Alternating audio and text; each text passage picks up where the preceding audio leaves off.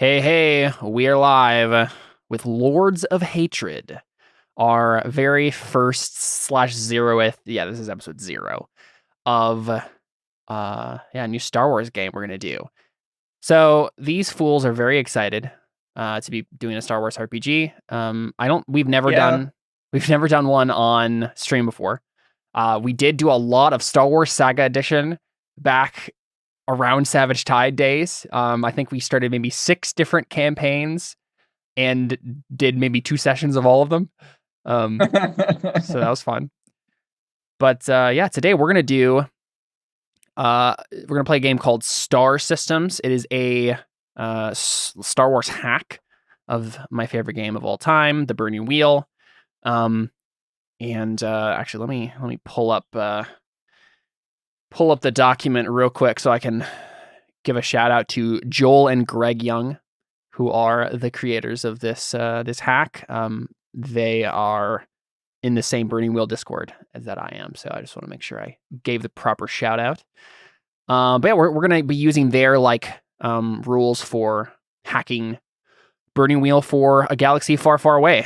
And to that end, we have gathered these 4 to make some characters, use the Force, swing some lightsabers, and I don't know, maybe defeat the Lords of Hatred. We'll have to find out. Join the Lords of Hatred. Oh yeah. All right, Jared. Am I right? Yeah. Okay, so or become the Lords of Hatred. There are a lot of options here. Yeah, that's fair. That's fair.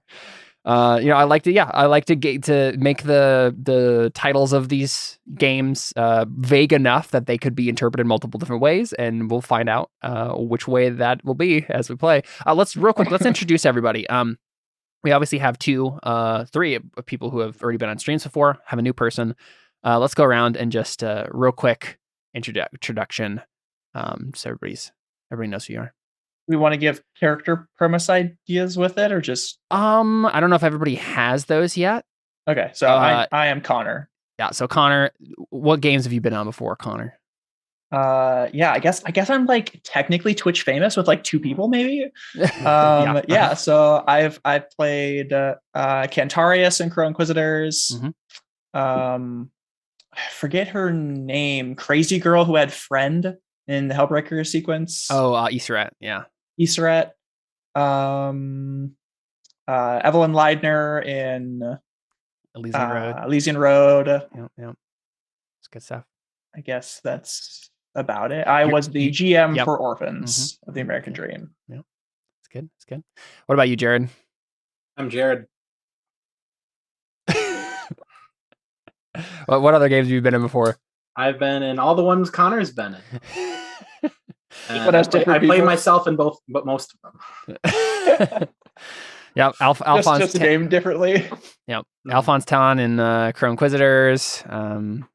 Wait, Fergus. Are you saying you played yourself when you were incestuous in Crow Inquisitors? Oh boy. You had to bring that up. I did. Fergus Hale, whatever that name was in Elysian Road. Fergus Eichen Hale. Yeah. Uh-huh. And yourself in Orphans of the American Dream, actually yourself. Mm-hmm. Obviously, you guys know me. Yeah, by the way, Lance, you died in Orphans of the American Dream. Yes, you did. As the person myself? Yep, as yourself. You. Yeah. And you never told me about this? You never told me about this? It's online. I don't think it is. So that was that was David. I think I have a recording of it somewhere. Yep. And you put it on it on YouTube. I didn't put it on YouTube. I have it somewhere. I think it's in a Google Drive folder, but it never went on YouTube. Yeah. Okay, so never mind. So you're we definitely reference it. You're still an alias in the streamed game, but yeah. Mm-hmm. Yeah. And Your then, Honor, was I at least a challenge? An emotional challenge, certainly. Very big emotional challenge. David killed you. Because you were sick. It makes sense. Yeah. You went crazy because of a disease, and David had to put you down, basically. So Yep. Yeah. Try to help you. Yep, that's basically what happened. It was traumatic. Really I listened to that session. It was traumatic. And then real quick before we get to Lance, Chad, what have you played in before? I did Death on the Madness And what was that one sci-fi game we did? Yeah, we did Uncharted Worlds. Yeah, that was fun. I played the old man with the saw blade for an arm. Yep. That was in the Elysian Road universe, Connor. David was in that too, cool. And we did with Brian Hervela from my Discord as well. Fun stuff there. And then joining us, a blast from the past, we have my good friend Lance. Hello. How you doing, man? Hello, my name is Lance. You can find my website, gingeranimation.com. Oh, yeah. Plug. I've played Nimlar Sumel in the Savage Tides. I got the stereotype of getting lots of crits and being the moral compass of the group. So we'll see how this goes. Yeah, Lance is the only one who doesn't have a character concept yet, so I'll be interested to see what he brings to this party of Force users. But yeah, I think Jared and I's characters are definitely going to be moral compasses. It's just I'm not sure which way we're pointing yet. Guess what, guys? We got our first person in chat, and of course, what do they say? Hello there. And what I'm going to have to write? General Kenobi. Real quick, Lance, would you go on Zoom as well and turn down your mic just a tad? I think it's a little bit loud as well. Oh, absolutely. Cool. My bad. No, you're good. We're kind of work in progress as they're making sure everybody's mics are good and all that stuff. So, but yeah, Lance has been on Idle Inspiration. We did an episode about Savage Tide, talked about that old campaign. So, yeah, how was that? Yeah, this bad. Yeah, cool. Sounds good. Actually, maybe you leave it a little bit louder than that. Okay, probably be good. Cool. So, let's do this. Let's talk about first. I'm going to give a breakdown as to my vision for this game, and then we can start talking about fundamentals, what you guys love about Star Wars, and what we can bring to the table, and make sure that everybody's on the same page. That we're playing a version of Star Wars that everybody's going to enjoy. So my thoughts are, my main the stuff that I like about Star Wars. I enjoy the original trilogy, the prequel trilogy. Anything Old Republic era, and most of the old Legends canon for the New Republic era and all that stuff that happens in the novels after the original trilogy. I've always really liked the Yuuzhan Vong stuff and all that stuff that happens later on in the Legends canon. Pretty much everything that happened maybe after 2007, except for Star Wars: The Old Republic, the MMO, I hate. And that includes the Clone Wars, Chad. I'm very sorry, but pretty much you haven't watched it. Everything anything I hear about it, I'm just like, that sounds dumb. I don't like that. It's awesome. It's pretty good. I'll give it a pretty good. The first 3 or 4 seasons. The first season's terrible. Mm-hmm. That's all I'll say about that. Yeah. Well, we'll get there. But so my main influence is we're gonna do Old Republic era, right? And we're doing before KOTOR, right? So there are several comic series that do a lot of the really early stuff, including all the stuff with Tython and the Rakatan Empire and all that stuff. Then there's a comic series that follows characters right after. There's a comic series that follows the Great Hyperspace War and stuff with Naga Sadow and all that stuff that happens. That's all in the past, and I think most of that will probably be canon in our version. Right now, what I kind of want to do is I want to kind of focus in on and I need to remember what era this is actually called, what war this is. Is it the Great Sith War? What is it? Whatever war it is. Yeah, Great Sith War. Yeah, there you go. With Exar Kun and Ulic Qel-Drama, Nomi Sunrider, all those folks. So that was a comic series that came out a long time ago. That kind of details some stuff that happens where basically some Jedi turn to this dark side, prodded by Sith spirits, and decide that they're Dark Lords of the Galaxy, and they kind of combine some Saucy, who are an offshoot of the original Sith race, and a cult called the Krath, and they kind of combine them all and then train a bunch of Jedi to be dark Jedi and make what they call the Brotherhood of the Sith. We're gonna kind of play fast and loose with that era and what's happening there. You don't need to, and nor do I expect you to like do a bunch of research about the era to find out, because half the things were probably going to be changing anyway. I just wanted to have stuff that I could like look up on Wikipedia to get ideas for. Like if I need anything, any reference point for like what is Alderaan like in this era, I can literally just Google that and find the year and like figure out what some ideas from there. But my thought with this game, and with any possible Star Wars games that we play on this channel in the future, is to do kind of like a Star Wars rewritten thing. So Connor and I have talked for a long time about our woes with anything Star Wars and like the things we would change if we were doing them. And I wanna view this series as a chance for all of us to kind of input our ideas into what we think Star Wars really should be. And Burning Wheel is like the perfect Yeah. like game to do that, because any of us characters can make a wise roll and be like, I want this thing to be true about this alien race or this planet or this Yep. race, or I said race twice, or the Force or the whatever. Force, yeah. So And so to that end, my main inspirations are going to be Old Republic era stuff. And pretty much anything pre 2007, 2008, somewhere around there is what I'm basing the Legends canon. I pretty much tuned off my brain once they decided that all the Legends stuff wasn't real anymore. I was like, okay, well, I don't care because all that was awesome. That's my Star Wars. The Legends canon is my Star Wars. But I want to make sure everybody is having their input on what they want to see from this game, what pieces of Star Wars lore is interesting to them.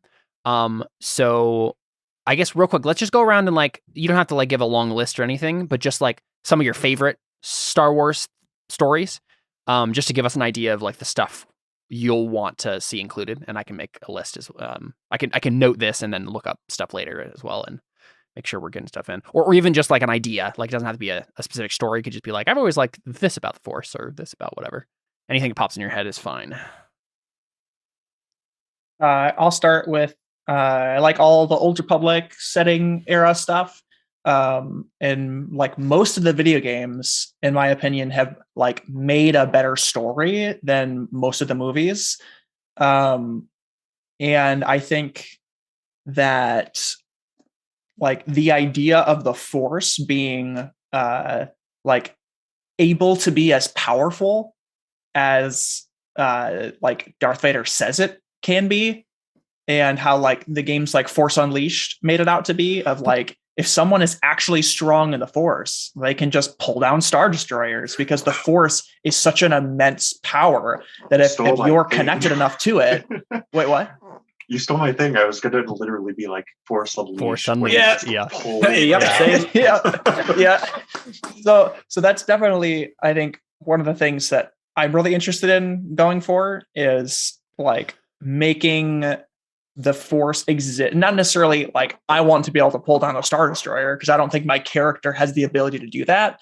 But like in the thought process of Jedi and Sith, when connected to the Force and whatever like holocron knowledge that is stored in the ancient Force infused Sith, whatever, like the power that the Force has is as immense as it's made out to be. Mm-hmm.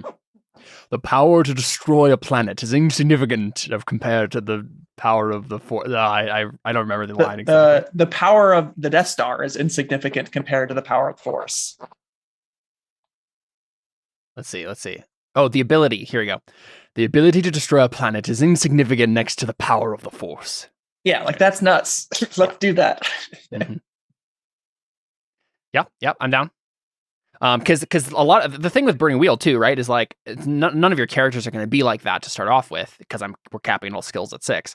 But having a 10 in telekinesis, like sure, yeah, go ahead and attempt to pull out a Star Destroyer. We'll see how it goes. Is that cap for creation or cap for the entire? For creation, just creation. Okay. Just creation. Yeah. Anything else? I mean, I think you just about nailed it. I mean, we can definitely get rid of midichlorians, right? Yeah, and I think I don't really care about midichlorians either way. Like I've never found them particularly compelling, but I've also never found them particularly like disgusting. Like I didn't have a reaction, like a adverse reaction when I realized that this was true. That's another thing we should discuss is like what parts of Star Wars don't make sense to us that we should take out. And I would say midichlorians is one of those. I don't know if the other two agree with that. I don't think it ever comes up enough, at least in the movies, to make me hate it. Right? It's literally just like the one thing that we know from midichlorians is basically like Jedis can do blood tests to determine someone's like strength in the Force. That's really the only thing that matters about it in the movies, at least, which I'm fine with. I don't mind that. But why need that when, like, especially in this game, like every person who is a Force user, you automatically for sure recognize that this other person is a Force user, and you can tell their aura apart from other people's auras. Like that's the description of like being attuned in this game. Mm-hmm. So like, what would be the point of a blood test at that point? That's fair. That's something you brought up. Something though, like power. It's like how connected you are to the Force. Right, but that's how you can sense it. No, you're not muted. Oh, Chad. Sorry.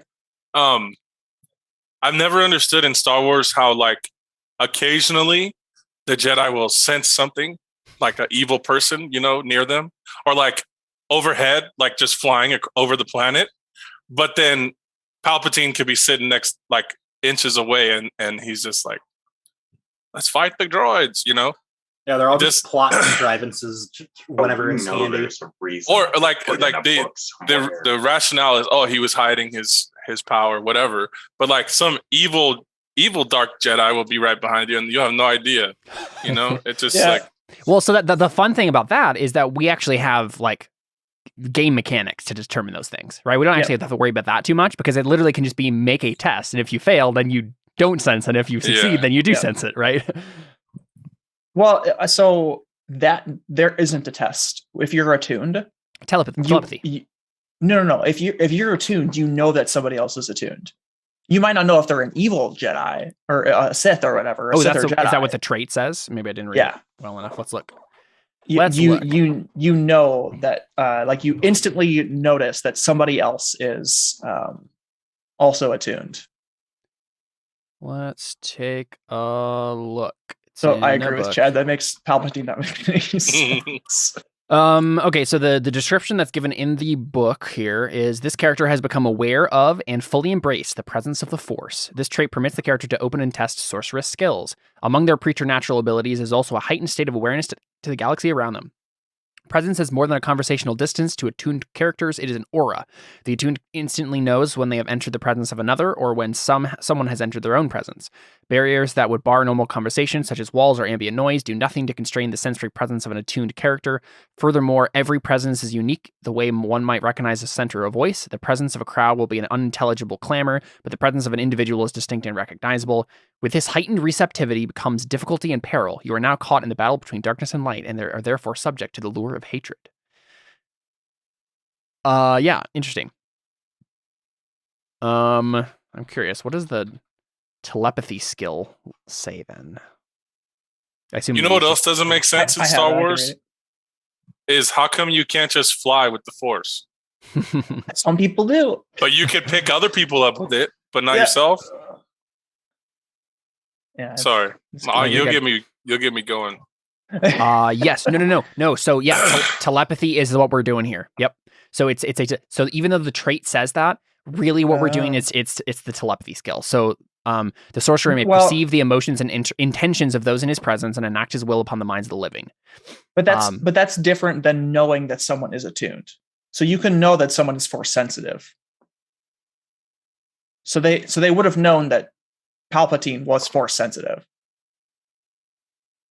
But they didn't. They just wouldn't have known that he was a Sith. Yeah, right. we're gonna ignore that trait listing because I think. Oh, really? I think it should. Yeah, I don't think that makes sense. I think it should be a test. Does that mean Caleb has some Palpatine up his sleeve? I want the option. Yeah, there's some. The droids actually have the Force in them now. I want the option. There's always Skippy. He's. I'm pretty sure he's still canon. He has never been canon. Never once. Canon. Skippy the Jedi droid. No, not been canon ever. But because telepathy is some of the listings on here are like read an aura trait, sense and emotion, sense and intent. It works a lot like aura reading in the original Burning Wheel book. And there are other obstacles in aura reading that are like read a die trait. So I think we just add those options into telepathy, and you can roll a telepathy test to sense if someone is force is attuned or not. I think sometimes that's fine. if there's but no then you're also stakes- putting more into telepathy. if there's no stakes, I think it's fine to just say, "Oh, yeah, you can sense they're force sensitive." Like I can just say that at any point. Oh, okay. Right? Okay. It So would just be- normally you yeah. can tell, but if someone's actively trying to hide it, Yeah. then okay. Yep. I'm fine with that. That makes it interesting, and yet it still makes that Mhm. rule true. Yeah. Like If it doesn't end up mattering, like if it's literally just like walk into a room and it's interesting, there's a force, like I want you to know, then I'm just going to tell you. I'm not going to make you roll. So yeah. So you just want more narrative plot tools. Exactly. Yeah. Anyone else? But yeah, if you roll high enough, Chad, you can make yourself fly with a force. We'll put that in there, buddy. I've read a Not just total jump of high. one of the original Star Wars canon, now Legends. And one thing that I loved about it was that the Jedi were, I think in this situation it was Luke. He jumps out of like a spaceship and he just falls through the atmosphere, and somehow he lands to the ground on the planet. That to me just has always stuck out. Yeah, I think That's so good. as Connor said, like I think it makes sense to be like that sort of stuff is possible, but just like so high level that like it's unlikely anyone will get there, but we want it to be possible. Bet. Okay, Connor. Because like my Challenge goal accepted. in life, yeah. Yeah. That's usually what Jared does in RPGs. My goal is to break this rule. Yep. I'm trying to think of anything I can think of off the top of my head. We have someone in chat actually. Sam in chat says, "What about the Force being kind of both personal, has a will, and impersonal?" We should talk about that a little bit. What is the Force? Like, I know there's like been some sort of like distinction made in some of the lore, like cosmic force versus the living force. Yeah, I don't know if I care to get too much into that. Not yet, at least. Yeah, but like, what is just your wait till guys' you're needing more preference plots. in terms of what is the Force? Really?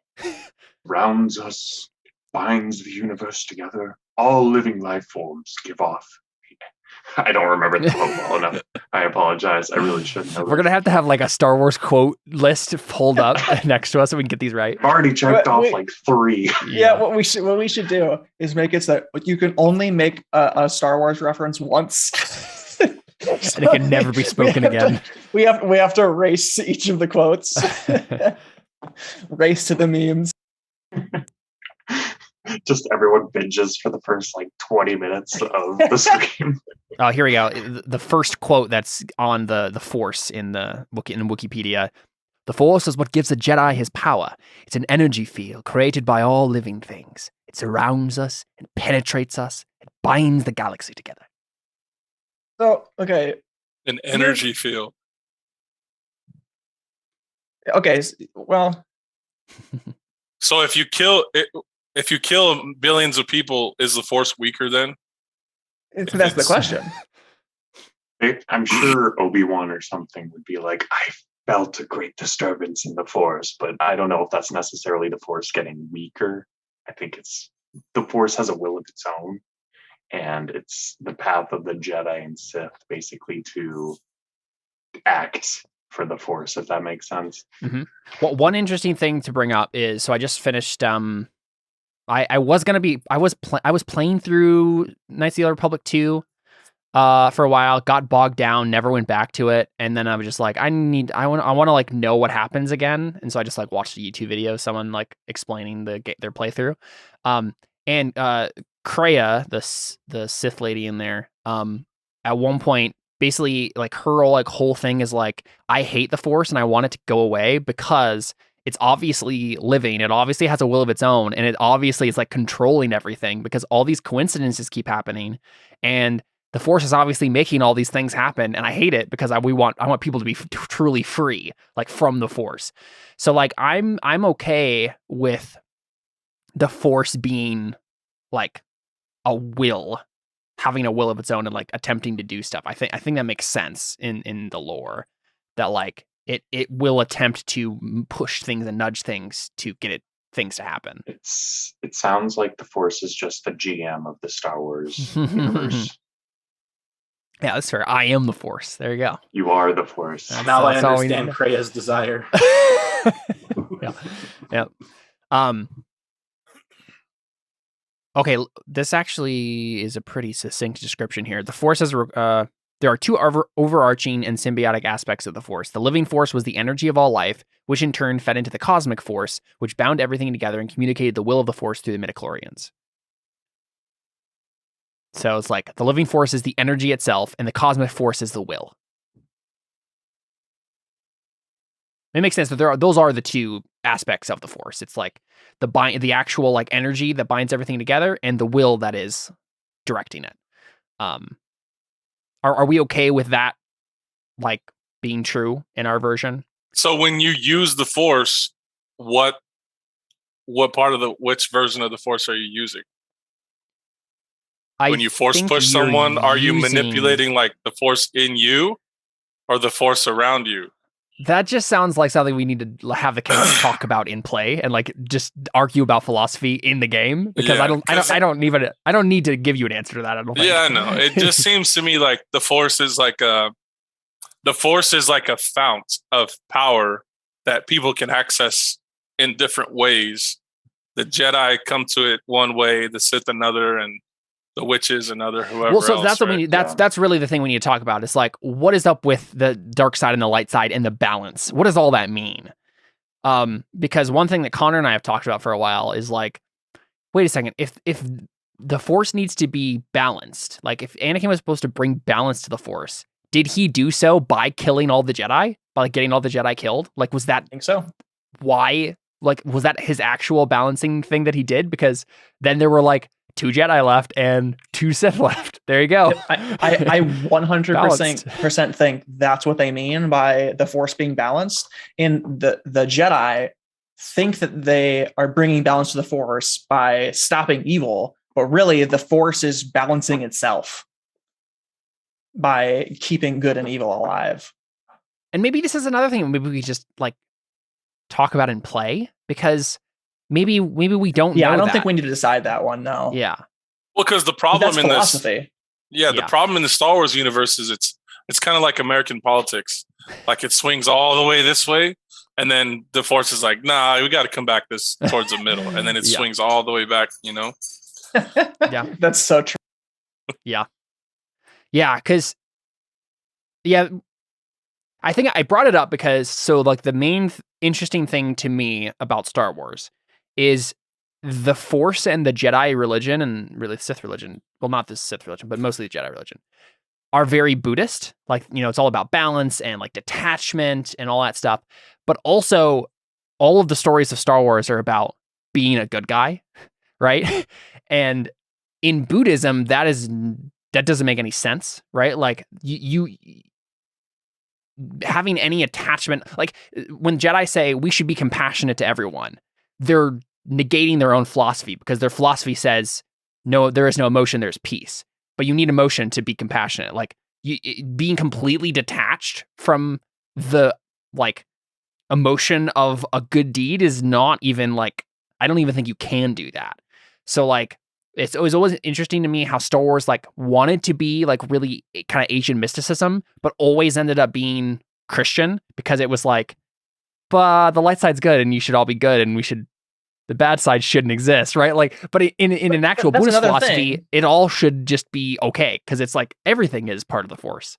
But that's another thing we should just play out, because that's another thing that's just philosophy, and the world doesn't care about what we think about it. I think that's true. Like the way the Force works doesn't care how we perceive it. It does the way that it does. Yeah, I agree. Everybody fine with that? We'll just like, none of those questions will be answerable unless we actually dig into it in the game and have all of our Jedi characters argue with each other about the Force. Wait, who's playing a Jedi? All All of three us. of the all All of three us. of the characters that we have so far. Well, I mean, I'm a Sith. Well, that's, yeah. That's not a Jedi. You were a Jedi. Basically.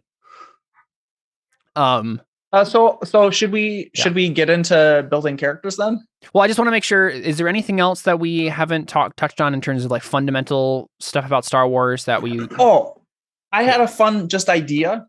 I don't know if who has seen Star Wars Visions, but the idea that the lightsaber crystals change depending on what kind of force sensitive user you are. Does that interest anybody? Yeah, that's in the books too. Yes.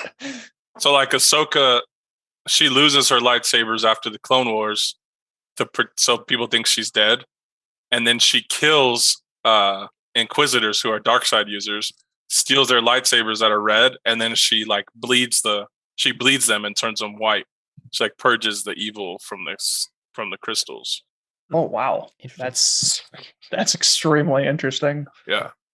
I think I would say I would want the level of it happening to be just like Chad described. I don't think I would want it to be that is like the standard for everyone. Like you just pick up a lightsaber and suddenly it changes colors to you. But like, but the color attunes to you. But like I think because it's so cool to be like I want to go to the planet and find the right crystal because I want it to be a specific color, right? That's always fun to me. I think the crystal color you're supposed to have is the crystal that calls to you when you first build your lightsaber. So it is like, true. Harry Potter, the wizard, the wand picks the wizard. Yeah. I think that's you want to. But like she took someone else's lightsabers and made, you could I think do that. probably in an extreme circumstance that could happen, but probably most of the time it's just like when you're finding the crystal or whatever. Yeah. It's not like your lightsaber starts turning purple, from blue when you start. Although I always thought that about Mace Windu. I always thought his lightsaber was purple because he like walked that fine line, between good and evil. Yeah, I would. My vote is that we do that where it is like more obvious with the lightsaber crystal, because I think if me and this one guy are going to fight, they have to reveal what kind of sensitive user they are. But is that fun? I think that's interesting. You can't hide. Right. I think that's fun though. No, because the Sith always have red. I think it should be a more long-term thing, right? So it's not like you pick up a lightsaber and suddenly it changes the color. It's like if you have it for a very long, it's like, like something like Ahsoka, like you have these red lightsabers and then over time you just like get rid of that color, as opposed to, because you just pick up a lightsaber that someone else just had 3 seconds ago. It's not going to randomly change color because it's literally like the crystal in there is an actual crystal that has a color. So it'd have to be something more involved than just picking it up. Right. Yeah, and I don't know if we care about canon, but there's fight sequences where like Ventress and Obi-Wan are fighting against Darth Maul, and Obi loses lightsaber, so she gives him one of her red ones. And he's like, ew, I hate this color red. It's terrible. Like he actually says something to that effect. Yeah. And it doesn't like change, but I think it's cool. I think we can play with that stuff. I just don't want it to be like a mood ring. A rule. Yeah, I don't want it to be a mood ring. That sounds awful to me. I definitely want it to be a mood ring, but that's okay. Are you planning on becoming evil or something? That's what Connor wants. He's like, you just wake up some days. I played the Fifth. It's dark, red. dark purple. Yeah. So in the new Lego Star Wars game, if you let Anakin sit idle too long, he pulls his lightsaber out and it's red, and he's like starts beating it, and then until it turns blue again.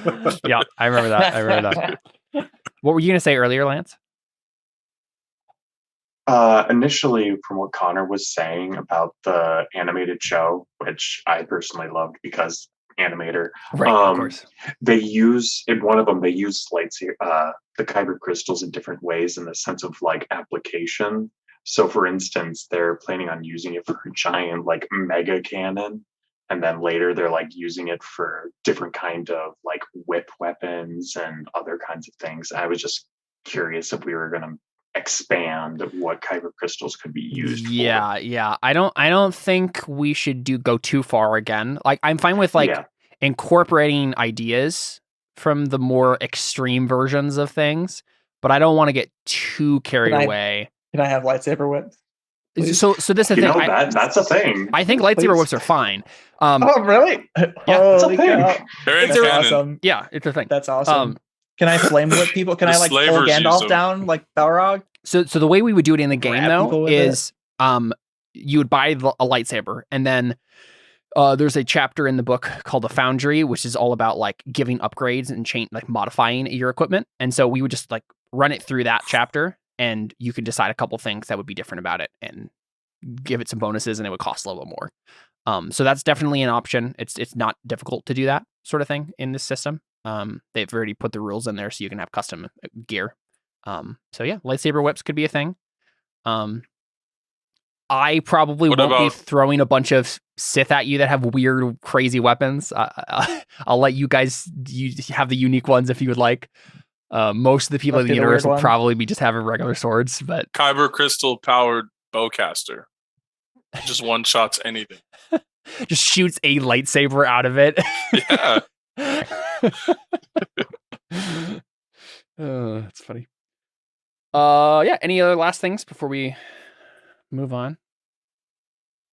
I think we got the basics down. We want some variation with lightsabers. We want a powerful force with powerful abilities that are options. I speaking to canon stuff, I want it to feel like the Old Republic, but I'm not a stickler for specific canon stuff. So there's a certain feel that I'll want it to have, and I'll introduce elements that will make it feel like that. But there's a lot of room for changing and tweaking things that we don't like and things we want to be different. So in this context, in this setting, everybody knows who the Jedi are. Everybody knows who the Sith are. As of right now, it's very obvious because all the Sith have gone to the Dark Brotherhood of the Sith, and they're actively waging war on the Republic and the Jedi. So yeah, the lines are much more stark right now. Which is what characterizes the entire Old Republic era, is that the Sith are out there and everyone knows who they are. And is the Jedi Temple like on Coruscant? I think it is currently on Coruscant. Yeah. Okay, cool. Yup. So my vision for like this campaign and then any future Star Wars games we might run is to kind of just follow the timeline and kind of skip to, like, if we did this campaign for a little while and then stopped and then at some point came, like, maybe even just with a different cast, but like came back to this setting, I would say like, okay, we'll do KOTOR era now, but it's going to be slightly different because the stuff that your characters did in this campaign are going to change the timeline and other things happen than did in the actual canon. And then we would keep following it and see how different it got over time, right? My character will live on between all of these ages. There you go. Yeah, you guys need to find our immortality. Yeah, force immortality. I know it's sheer force. It is sheer force, huh? Yeah, sheer force. I mean, like, if any of you become a force ghost, there you go. That's what I'm saying. Yeah, you're immortal forever. Cool. Yeah, but that seems like all fine to me. Let's talk character concepts then. Okay.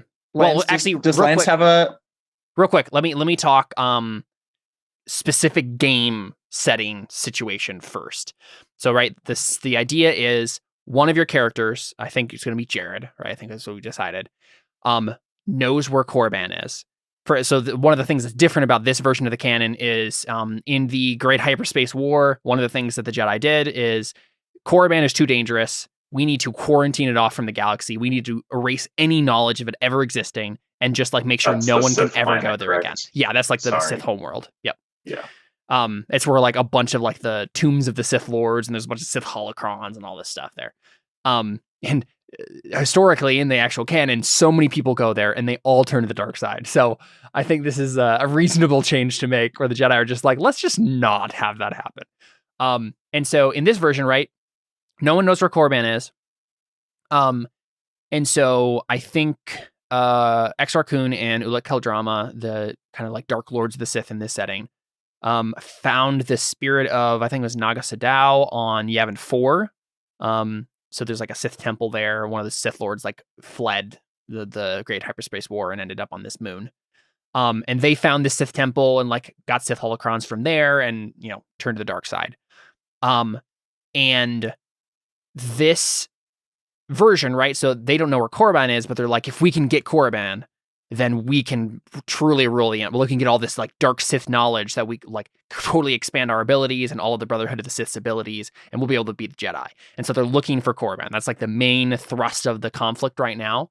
And so we're thinking Jared's character will be the one person in the galaxy, except for like the high level Jedi Council people and some Republic people who like are very tight-lipped about it. He's like the one wild card who knows where Korriban is. And so I think the situation that I'd set up would be the Brotherhood of the Sith has recently learned who you are and that you know about Korriban and is hunting you down, right? And so we can figure out why you guys are together as a group, but the thrust of the campaign will be trying to keep Jared's character away from the Brotherhood of the Sith so that they don't learn where Korriban is. We can just kill him. That would be one way to do it. So we need to talk about character concepts then, because I think we need to figure out that we know of a Sith that's chasing us though. I think you must know the Sith are chasing you. Maybe the Sith. So like maybe you don't know all why. of the Sith know. Okay. Yeah, I think in general, the Brotherhood of the Sith, the like Sith that exist in this setting right now, which aren't true Sith, they aren't really even connected to the Sith. They're like just dark Jedi who are Sith fanboys, basically. Same. And they, as a group, know about Jared's character and are hunting him down. So the idea would be all of your characters probably at least know that you as a group are being hunted by the Sith. We can figure out details as to how much you guys know about Jared's character, all that stuff, why you guys are together as a group, all that jazz. But so they're trying to find Korriban. Yeah. And how did they lose it? Oh, they never knew about it. They never knew about it. Yeah, or where it was. These people never knew about it. The Brotherhood of the Sith, who are basically just dark Jedi who are Sith fanboys, never knew about it. So before them, all the original Sith were dead, were killed. Basically, yeah. Wiped out. Or were exiled. I like the idea of that the Old Republic MMO set out where like some of the true Sith actually were exiled and like escaped to the edge of the galaxy and are going to come back. And all the future. hyperspace routes were like deleted. Yeah, So literally, like the Republic, like erased any record of it ever existing. Like just did everything they possibly could to like, and then there's Jedi there like guarding it. Like it's just like making sure that no one could get there. And so, but the Brotherhood of the Sith is like, if we can get there, we get all these Sith holocrons, all this like access to all these spirits of the ancient Sith that can help us basically win this war. So the question would be, well, first, I mean, is everybody still fine with that as the concept? Yeah. That'd be cool. Yeah. I feel like it would be a good like quest, anti-quest. Oh, hold up. Thing, Lance right? hates it. Lance hates it. Hold up. Is that what you said, Lance? I did as a. Yeah, I figured. Yeah. There has to be. You just got bullied out of it. Yeah, that's fair. That's fair. I feel like it could be a fun like anti-quest, right? Because you're like running from people to different places. And why wouldn't we just hide on Coruscant at the temple? That would be the question. Because they're gonna kill me there too. Yeah, that would be the question. We need to figure out some of those details. My guess would be you guys learn of this while you're in the Outer Rim or something, right? Like, and you can't just like hop, skip, and a jump back to Coruscant. Yeah. Coruscant. My potential starting location was Nar Shaddaa. Okay, yeah, that could Is work. that where the huts are? It's one of the places the huts are. It's like the moon of Nal Hutta. Yeah, so like basically think space Las Vegas. Yeah, that sounds fine to me. So my thought would be like we pick up like right after you guys have been attacked by the Sith or something. What about this? What about the Jedi Council knows about him and they send us on a mission to get him? Yeah. Well, one thing I would want to be true right away is you all are together. Oh, okay. So that could be true if you've already found him, right? They like already sent us. Yeah, but then from there it's like, what are we gonna do with this guy? That could be a thing. Do you want to like? Would we open up with the meeting, or like, would you like us to all have like prior I think so if we did that, if we did like Connor and Chad's characters, at the very least, were sent to go find this guy because they found out about him and the Jedi are like, oh no, they're going to hunt him down. I would want to start right after you guys have met and been attacked by the Sith already. So like we would literally like start like in media res, you're looking down at the bodies of the Sith you just fought to like, and they're like, what just happened? Like what? Sort of thing. But let's talk character concepts though, because I think once we get into those, it'll be a little more obvious how you guys all fit together probably. So Connor, what was your character concept? What did you want to do? Okay, so I am a Jedi Knight who I believe at the beginning / a little bit ago of wherever we start, I became a Jedi Master and was offered a position as a High Counselor on the Jedi Council, but I accepted, and I was doing that for a little while, and felt like the council was super complacent and like didn't really try and like they weren't really concerned about like accomplishing or doing anything. At least that's my perception at the very least. I'd like to say that's true by the Jedi Council, but we can all probably decide that together. But like, so I got frustrated with them and basically was like, I don't want to be on the council if we're just going to talk about fixing problems and never actually fix anything. And so I decided to like quit, especially because the one of the relationships I made is a Jedi Knight that is like that I've worked together with before, and he's super complacent and is using the counselor life to just live like just a complacent affluently. Affluently. Just I'm a high up person and I don't really have to do anything, so I can just sit in a room and discuss like problems. And so meditate. Yeah. Curious to see just how many of your characters are just gray Jedis. but I am 100% right now he is a Jedi. I'm just saying all the fan base wants gray Jedi.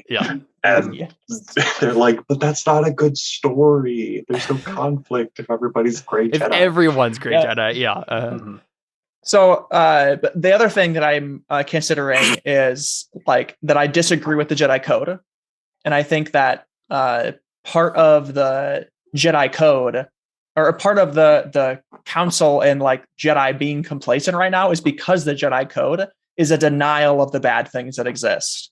And so I think that's a part of like the philosophy that my character is currently working through, and he's kind of just like wants to help people and change things because he's seen so many like dark and like just like hurting people and like refugees and like the orphans and widows of the world that have been made because a Jedi wasn't there to protect them. That he's like, the Jedi need to stop like just sitting in a room and talking about these problems. You need to do something. And so that's what he's out to do. He's like, I want to go help people now because I don't want to sit in a room. Sounds good. Yeah. Seems like a good fit for this campaign. Jared, what's your character concept? I was the Padawan to one of the masters on the council, and he believed that like they needed the knowledge held on Korriban to, like have like know your enemy, because he was convinced the Sith were going to come back, and the council was just like, oh no, you're just paranoid. The Sith are gone forever.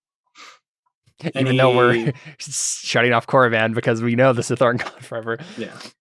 So he grew disillusioned with that, and then through that, I became disillusioned as well. And he eventually, through trickery, got the hyperspace route to get there, and he brought me with. And yeah, we were corrupted during Korriban. Things happened, and then I left. Are we giving all of our backstory? You can give as much as you want. Anything that's going to be in your beliefs or instincts or whatever is going to be known by everybody. But other than that, you can keep secrets. But we went to Korriban. We're corrupted by the dark side, and events happened that caused me to leave. And that's basically like you. What am I trying to say? How recently did you leave? a year ago. Does that sound Seems fine. okay? And I'm currently working as a bounty hunter, and I'm a washed up drunk, Sounds good. disillusioned with both the light and the dark side. Cool. But I'm still, I still hurt people. And then I'm Chad. very dark side prone. Yeah, Chad, what was yours? So my character is going to be historically the first Wookiee Jedi. Cool. And he's like recently become a knight. He was a Padawan of Connor's character. I hadn't decided like how old I wanted him to be, but I think he should just be like. That'll probably be I think they determined by your found him life at the paths. right time, though. I think they found him as a baby. Okay. Well, Yeah, that's fine. no, I kind of wanted him to be found late, like kind of late, just so that like the Wookiee culture of like honor could have influenced him. You can definitely even say that without having to take a life path for it, sort of a thing. We can give you you can have grown up in the Jedi monastery, but like still have your roots. Yeah, because I don't think he's attached to the Wookiees, but I think my character like has a hybridized view of the Jedi code where he holds it to such a high esteem because that's what he's used to in his culture. Right. Yeah. Yeah, maybe it was like you were so homesick that like you just like in your mind repeated the traditions of your home to yourself over and over again while you're in Jedi training, and maybe it like just melded together for you. Like, yeah, that's how I imagine something similar, something like that. Yeah, cool. But that's mostly his story so far. Cool. Yeah, and we'll figure out specifics with life paths and stuff. But yeah. Yeah. Okay, then lastly, we just have to figure out Lance. Lance, now this is the main question. Are you also going to be a Jedi? So I've been thinking through like the last hour or so, trying to figure something out, and I want to throw something at you. You can obviously say no.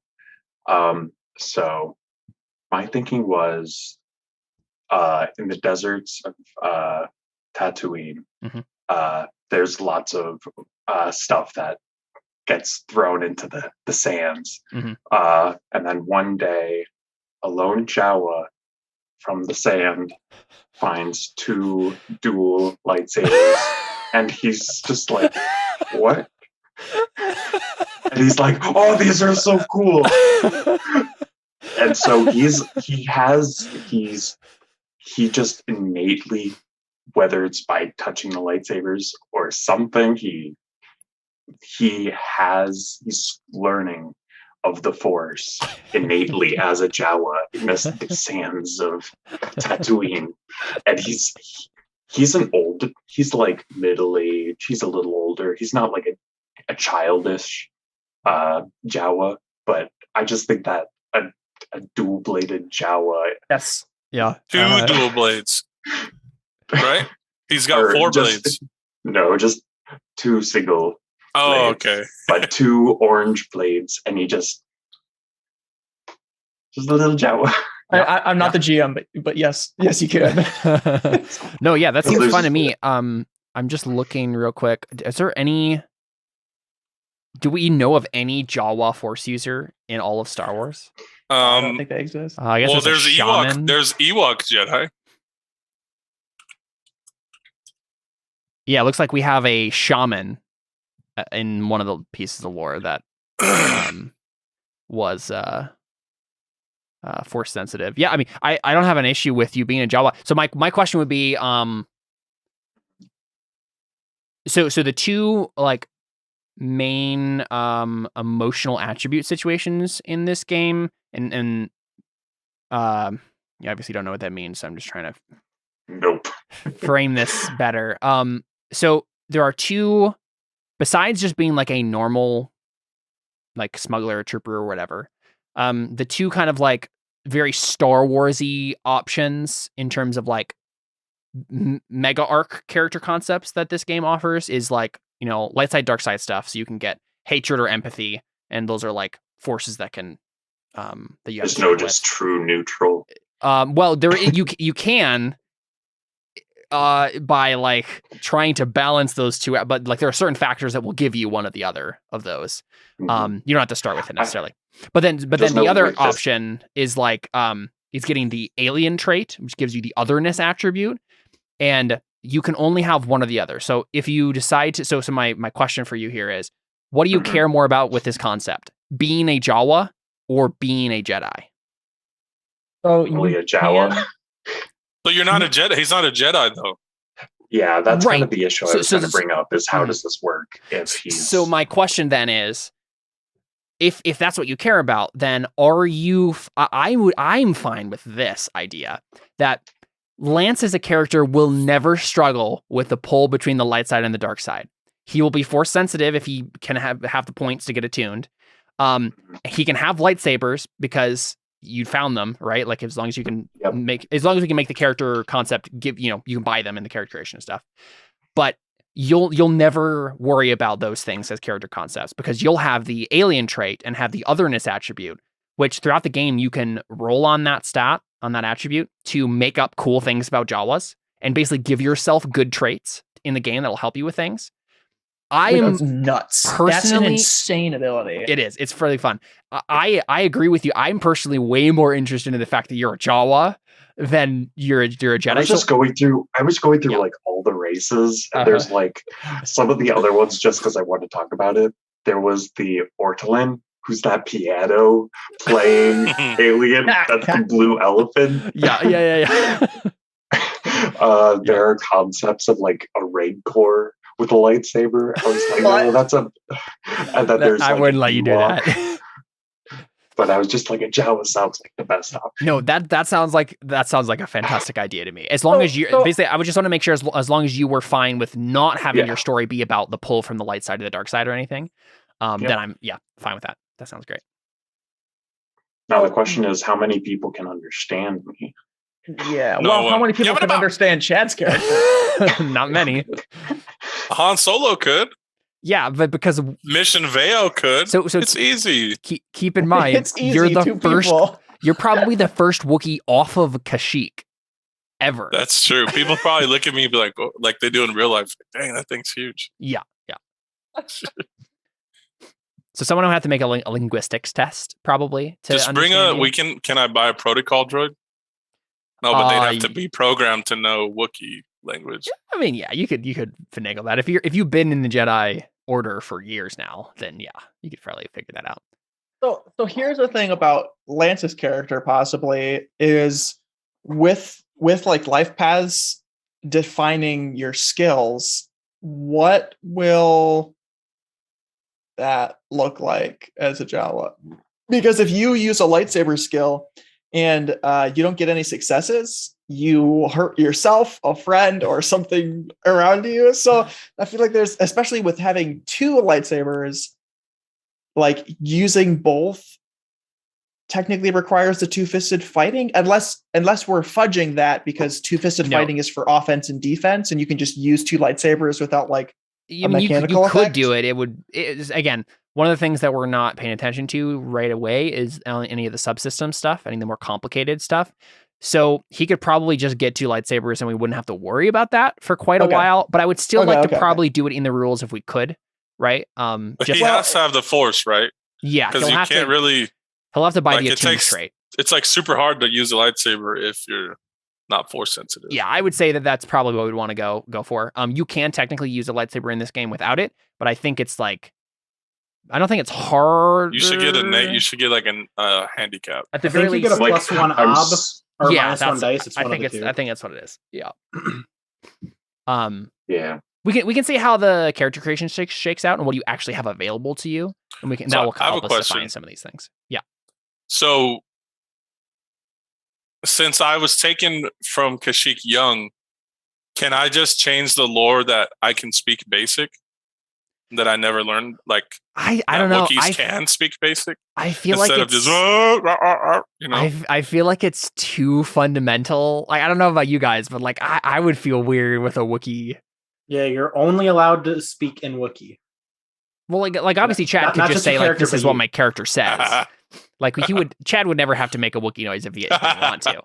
I don't know. I think I'm definitely for making Chad make Wookiee noises the entire campaign. Wookiee noises are hard to do. No, I'm just kidding. I'm just kidding. But does everyone agree with me that like it would seem probably too weird for Wookiees to be able to speak like a normal human? Well, what if he can through the Force? Oh. What if the Force allows him to communicate and like adjust his like vocal cords or something to Chad, like speak common? Can I just talk to people through the Force? Yeah, I was gonna say because that's the thing. Like Leia, when she's pregnant, like she can communicate with the babies in her womb. I remember that. Yeah. That's awesome. Just super pro-life. That's all you have to do. Princess Leia was pro-life before. Yeah, before it was cool. Wookiee cannot speak basic, so I don't know if an unhealthy one can. No, I know in canon, Wookiees can't speak basic. It's like it's like impossible. Their vocal cords is like not made for it. Yeah. What if it's like cybernetics is what it's referring to, Jared? Like, if their vocal cords have been severed and replaced by cybernetics, there is cybernetics. That's probably another option. Yeah, you could like have ripped out your own vocal cords and replaced it with a robot. No, it seems more likely that it's telepathy. Sounds great. Yeah. Mm-hmm. So, Chad, okay. Maybe I just never talk. Would they? They do. No. Go ahead and finish your saying first. No, go ahead. I don't remember what I was saying. Okay, sorry. So I was thinking when like a Wookiee becoming a Jedi, like I feel like when Wookiees speak, it's so forceful that maybe a lot of Jedi like look down on you for being a Wookiee because every time you like make a noise, they're like, that's so like disruptive. Yeah. Civilized. Yeah. So maybe you learn the telepathy trick to be like, listen. Well, I was saying maybe I just don't talk. Maybe he's mute. Yeah. Oh, like can't speak except using telepathy? Except telepathy. No, like he could speak, but he's like he chooses not to. He's because volitionally mute. Yeah, I can see that.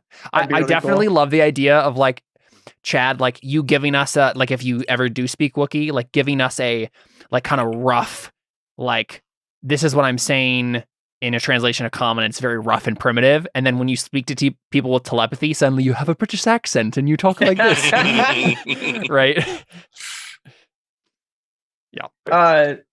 Something else that could definitely be an interesting thing to play with is maybe the reason you are purposefully mute is because you think not because you've feel like in order to become a Jedi, you needed to do that, but rather just because of the reputation of Jedi being quiet and you can't be quiet in that same fashion, like can't be gentle in that same fashion when you talk. So it's like you're being oppressed because of your Wookiee genes.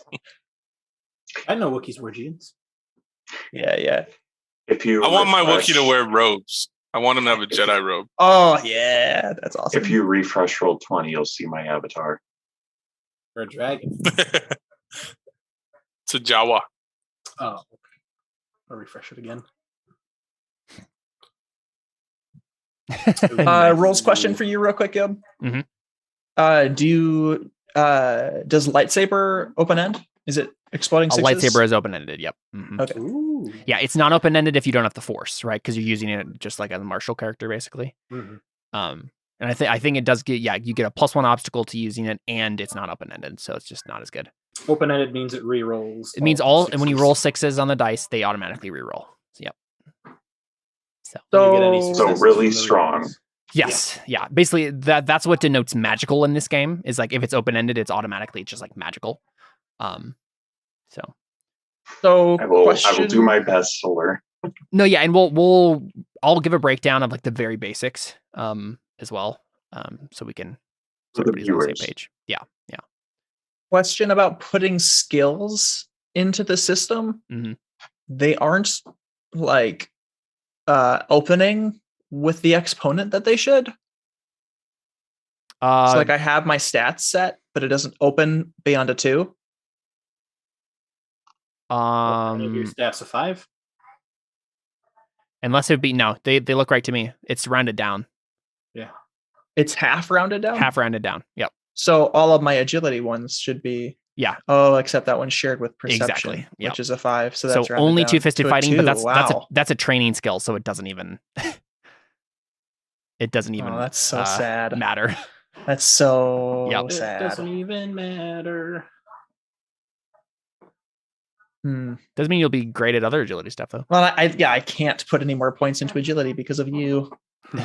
Oh, am I supposed to already have done that? No, so Connor was an overachiever and he's been working on his character sheet. Let's go ahead and do this. We'll work at it one step at a time. So I think we'll do everybody on the same step. So Connor's obviously doing his own thing right now, but I just have one last question. yes, yeah. So a general point Can be spent on any skill. and it will open end with 1 point, correct? It will open end the same, so half of the stat rounded down. Are you just talking Right, about but opening the skill with 1 point? Yeah, so I can get force wise for 1 point. 1 point. Correct. Yep. Mhm. Okay. Yeah. And it'll The open it as game 2. didn't. It did. What did I do? Oh, I didn't change it up here. Okay. Yep, we're good. Sorry. Continue. Cool. So first things first, if everyone would go ahead and go to their character sheet, should be labeled, and go to the character sheet tab and then the character burner tab, which I think everybody's automatically on. As long as you see character burner worksheet, you're at the right place.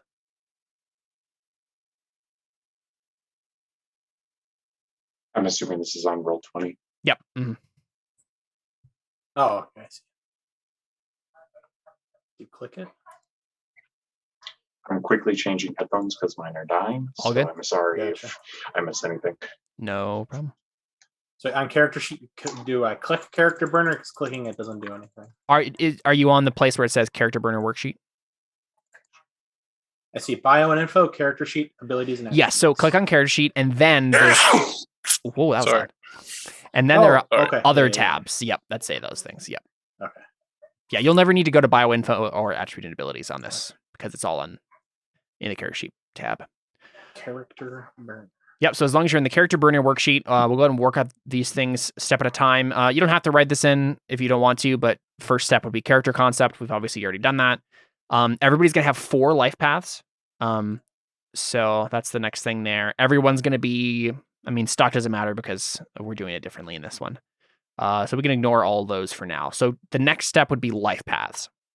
So this is the main thrust of character creation in the Burning Wheel and other places. Oh, thanks, Chad. He subscribed on Twitch. Sorry, I didn't know it pop up. No, all good.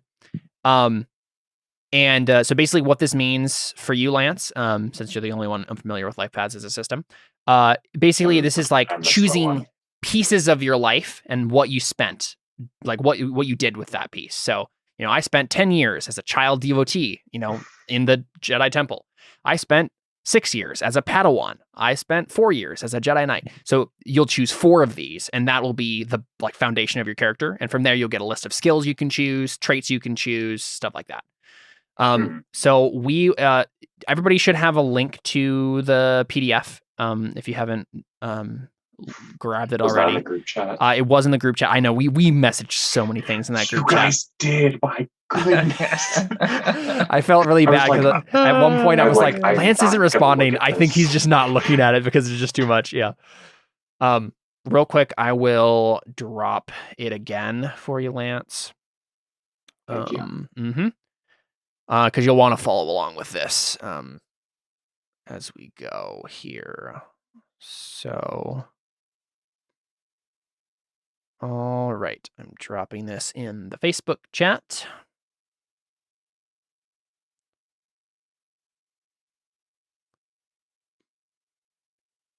And then from there, if everyone would like to go to page 32 on there, and that is where we'll start. That can help look for Yes, life paths. So that'd might be be great. interesting Yeah, we can and also stuff, too. control F and stuff in this document and should be able to find stuff. So let's. I know, Jared, you already have your life paths chosen, right? As well. Yep. Oh, you haven't put them in yet. Nope. Sounds good. So if you want to follow along and put those in one at a time as you find them. That was live 2 to 3 years. Say again. Jawas live 2 to 3 years. Jawas do. Wait. Okay. Lance, the first otherness, the role you need to do is to change that. Wait, is that true? What? I see 80 years. According to my quick Google search. No, average lifespan up to 80 standard years old. Okay. That's what it says on Wikipedia. So 2 years. yeah, I was like, there's no way. There's no way they only live. Yeah. They couldn't even build a sand crawler. Right, exactly. They They'd have all no be dead before civilization. it's done. They're like little mosquitoes. Yeah. There it is, 80. Yeah. You're right. Cool. All right, we're good then. That's so funny. Just the horror on Lance's face. He's like, no. Yeah. Lightsaber doesn't take him out. Yeah, exactly. Wait a month. Yep. So first, we'll start with one life path at a time here. So I know Jared is starting as child devotee, right? You grew up in the Jedi Temple, right? Jared? Yeah. And then Connor, you did the same thing, right? You also are a youngling. Yep. Child devotee, Padawan, and 2 Jedi Knight. Cool. So for Lance and Chad, the first thing we're going to choose here is your born life path. So usually this is like the first life path of each of these settings are the options you get to choose there. For you, Chad, if you grew up in the Jedi Temple, then you're going to choose child devotee as well. So child devotee. Okay. So if you go to page 35, it's the first one there. Of what?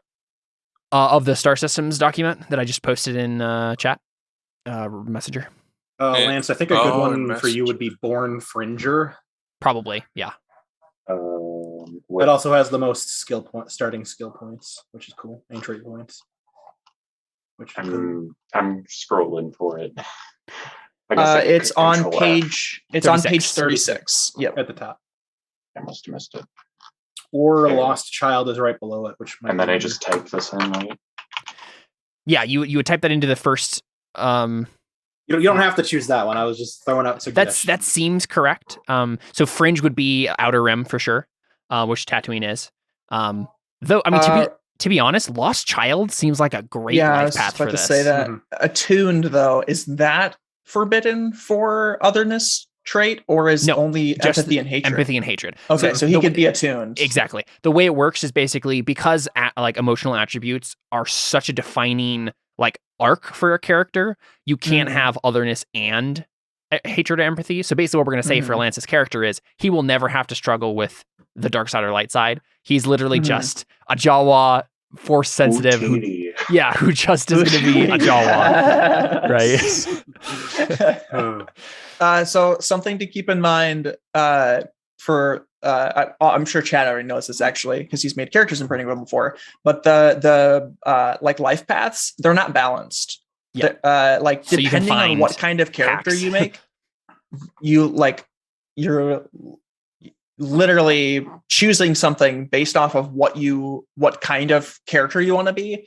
And if you were born a slave, it's like arguably the worst thing to pick. But if you want to play a character that was born a slave, you're saying my life sucked as a child and I have less skill points because of it. But so you can make up for that in the fact that being a slave will give you traits that will give you Artha. So basically the way the kind of like narrative like cycle in this game is you play your character to the hilt, like as exactly as they would be, and if you do so, you get points.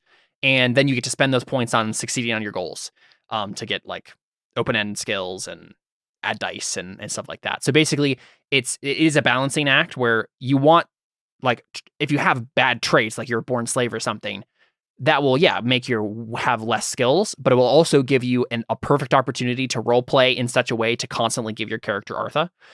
So there's a trade-off there. But yes, as Connor was saying, there is objectively better life paths for sure. So, like, let's say, when I was playing Cantarius in Burning Wheel, he was blind.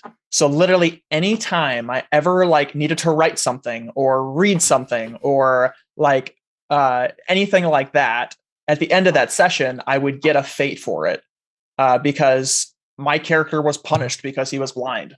And so I would basically like the universe rewards you for failing because you're blind. And that is one thing you'll have to be ready for in this game. You will fail a lot, but the way the game works, you will fail forward. So the failures in this game are always like, and something else interesting happens because of it. Not just, I sit at the door and I failed to lockpick it, so I guess I'm just stuck here, just standing here. And you also get experience. Yeah, exactly. You get points towards it. So you get experience based on how many checks you do, as opposed to like overcoming things. Yeah. Yeah, that's true. Yeah, and to advanced skills is what they're saying. You just have to use the skill and you get better at it, basically. Yeah, I guess I shouldn't say experience. There isn't experience points. You get better at a skill by using it and failing or succeeding, but mostly failing. Yeah. So that's the basics of that stuff. Looking at these two life paths here, so Lost Child is also a born life path in the Fringe setting here, Lance, and you start off with foraging, scavenging, mimicry, and pirate wise as skills. That sounds great for a Jawa. That literally, I feel like Lost Child was made for a Jawa. Yeah.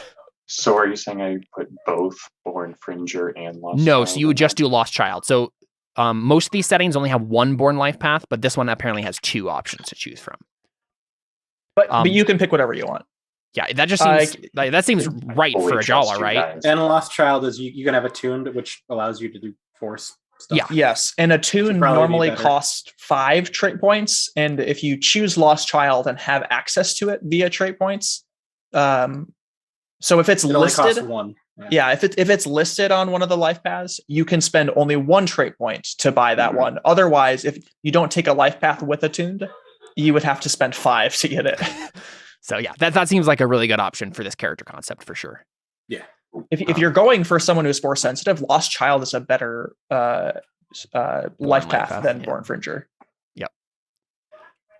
Yeah. So what you would do then is you would put, and so you for both of you. So Chad, if you find Child Devotee on that list, then what you'd be doing is you'd put the name of the life path in that first option. And then you would just follow the other things that it says on that life path and then fill in those factors. Lead is only if you change settings, so you don't have to worry about that. Yeah. Okay, I was about to say there's like 3 things for me. Yeah, so you put a 3 in res, a 4 in gen, and a 3 in trait. And that's all you'd have to worry about. What is gen? General points. Yep. Mm-hmm. Okay, and that'll. Or sorry, I was looking at the wrong thing. I was confused. Yeah, 1. I was looking at Born Fringer. 1 res and 2 in skill and 3 in trait. Yeah, for you. What is lead? Lead is if you change settings, right? So if you go from one setting to another, then you add a year because you spent a year in transition between the settings. Gotcha. So I pretty much have to pick Padawan, right? Yeah, I mean, if you're going for a Jedi, you want a Padawan. So how many of these do I do? Real quick, the thing with Padawan is there are like 5 different Padawan options. Where? So in all the different settings, there's like 1 in every setting, basically. Except monastic. Except for monastic, because as a Padawan, you go out into the world, right? You go out into the galaxy to do stuff. So you have Spacefaring has a Padawan. Fringe has a Padawan. Doesn't it depend on Connor's character? Oh, that's probably true. Yeah, it would be a military Padawan then. There you go. Yeah, which gives the most skill points. Mm-hmm. It is the best one. Yeah. Yeah. It depends on which skills you're going for, though, because they have different skills you can put it into. So it's not necessarily better. But the military setting is the last one. Page 57, Chad, for you. We'll have that life path for you. Padawan. Yep. What's proprioception? So that is like a great question. Increasing your abilities, your natural abilities with the Force. So going fast with the Force, like jumping really far with the Force. Oh, I didn't know that. That's all of that stuff in one skill. And then I picked Jedi Knight too. Yeah, if you want to. Yeah, you can go straight from there to Jedi Knight. Seems correct. 6. There are other Jedi life paths. It depends on if you're like Wookiee fighting Jedi, or if you're more like a diplomacy kind of Jedi. There are different life paths for that. And we all get 4 life paths to answer your other question. So keep in mind, Chad, you as a Padawan right, you were with Connor doing military stuff. But if you became a after Jedi Knight Yep. on your own right, then you can do whatever you want, right? Like you could have Right. gone anywhere else. Or he becomes a Jedi Sentinel away from me after he graduates from his Padawan or, Yep. Whatever. So you're not necessarily tied to a military one just because I was. Though it will depend where you can go, depends on the life path. On the far right of the gray part of the life path, it will show what settings you can go to from there. I'm pretty sure. Oh, I see. I'm pretty sure child devotee allows you to go to military, right? I assume so. Let's check it. Where did I go? Yeah, any except Sunless Depths, Captive, or Palace they can go to. So that works just fine for you. Yeah, so you can go ahead and look around at the other life paths and see what else looks interesting. For you, Lance, so Born Fringer. It's me. Where are these? There you go. So you're a lost child. So this is the question. What did you do with your life? Like how, so part of the thing here will be so were you trained by a Jedi at any point? That's probably the first question. No. Okay. No. Sounds good. I think it was literally like only up until the moment where the Force like came to him and like called to the lightsabers. So you want to be like, Sam. your arc should be getting the Force and like becoming a Jedi. Sure. Right? Like learning what it is. Yeah. So cool. So you spent time as a Jawa for 8 years, Jawa child doing foraging and scavenging and mimicry and pirate wise, whatever else. And then from there you can go to monastic, captive, and servitude, or any of the other life paths in Fringe here. And there's some interesting ones in here that are that might work for your concept. It depends on what you did. So I mean, you could literally just get the scavenger life path next. Oh man, that looks fun. You get scavenging, jury rigging, haggling, component wise, vendor wise, unscrupulous, and affinity for faulty paraphernalia. So that I think that means that you get a +1 dice whenever you're working with faulty paraphernalia. How did that come up? Well, if it's on your character sheet, it's my job to make sure it does come up. I guess that's true. This character is sure that they'll find use for it. They're quite valuable. Now put it down, thank you very much. +1 die to all tests involving finicky, unidentifiable, or just plain broken devices and curiosities. I mean, that sounds like a good one for a Jawa. I'm with putting scavenger. So to be a Jedi Knight, do I have to have the Jedi Knight life path? That one, I believe Padawan gives you the knighthood trait as an option, so you don't actually have to take Jedi Knight. Okay. You can just because Jedi Knight's only in military. If I want, yeah. So again, they split out Jedi Knight as being like a military sort of thing, as opposed to Jedi Sentinel, which is like subterfuge sort of thing, right? So there's different Jedi. Oh, it's not paths. It's not like the. My brain's they're not talking about rank with that name. Okay. Yeah, they're talking about like role. Yep. So there'll be a couple other Jedi life paths you can find as you scroll about. Hey Caleb, how many trait points was Rule of 2? What did we decide that was? Because it doesn't say. What? Wait, you took what life paths? Yeah. Yeah. Okay. Let me. No. It should just be 1. No. If I didn't have twisted this, like on its own, how much would it be? On its own? Did we ever decide that? I don't know because I don't think it says in the book, right? Because I think it's one you have to get through. Let me check. Yeah, it doesn't have it listed because you're currently free. I think. Yes. Once again, I don't put Born Fringer on the actual life paths list, right? That's just like the category of which I'm looking in. Yeah. That's the setting.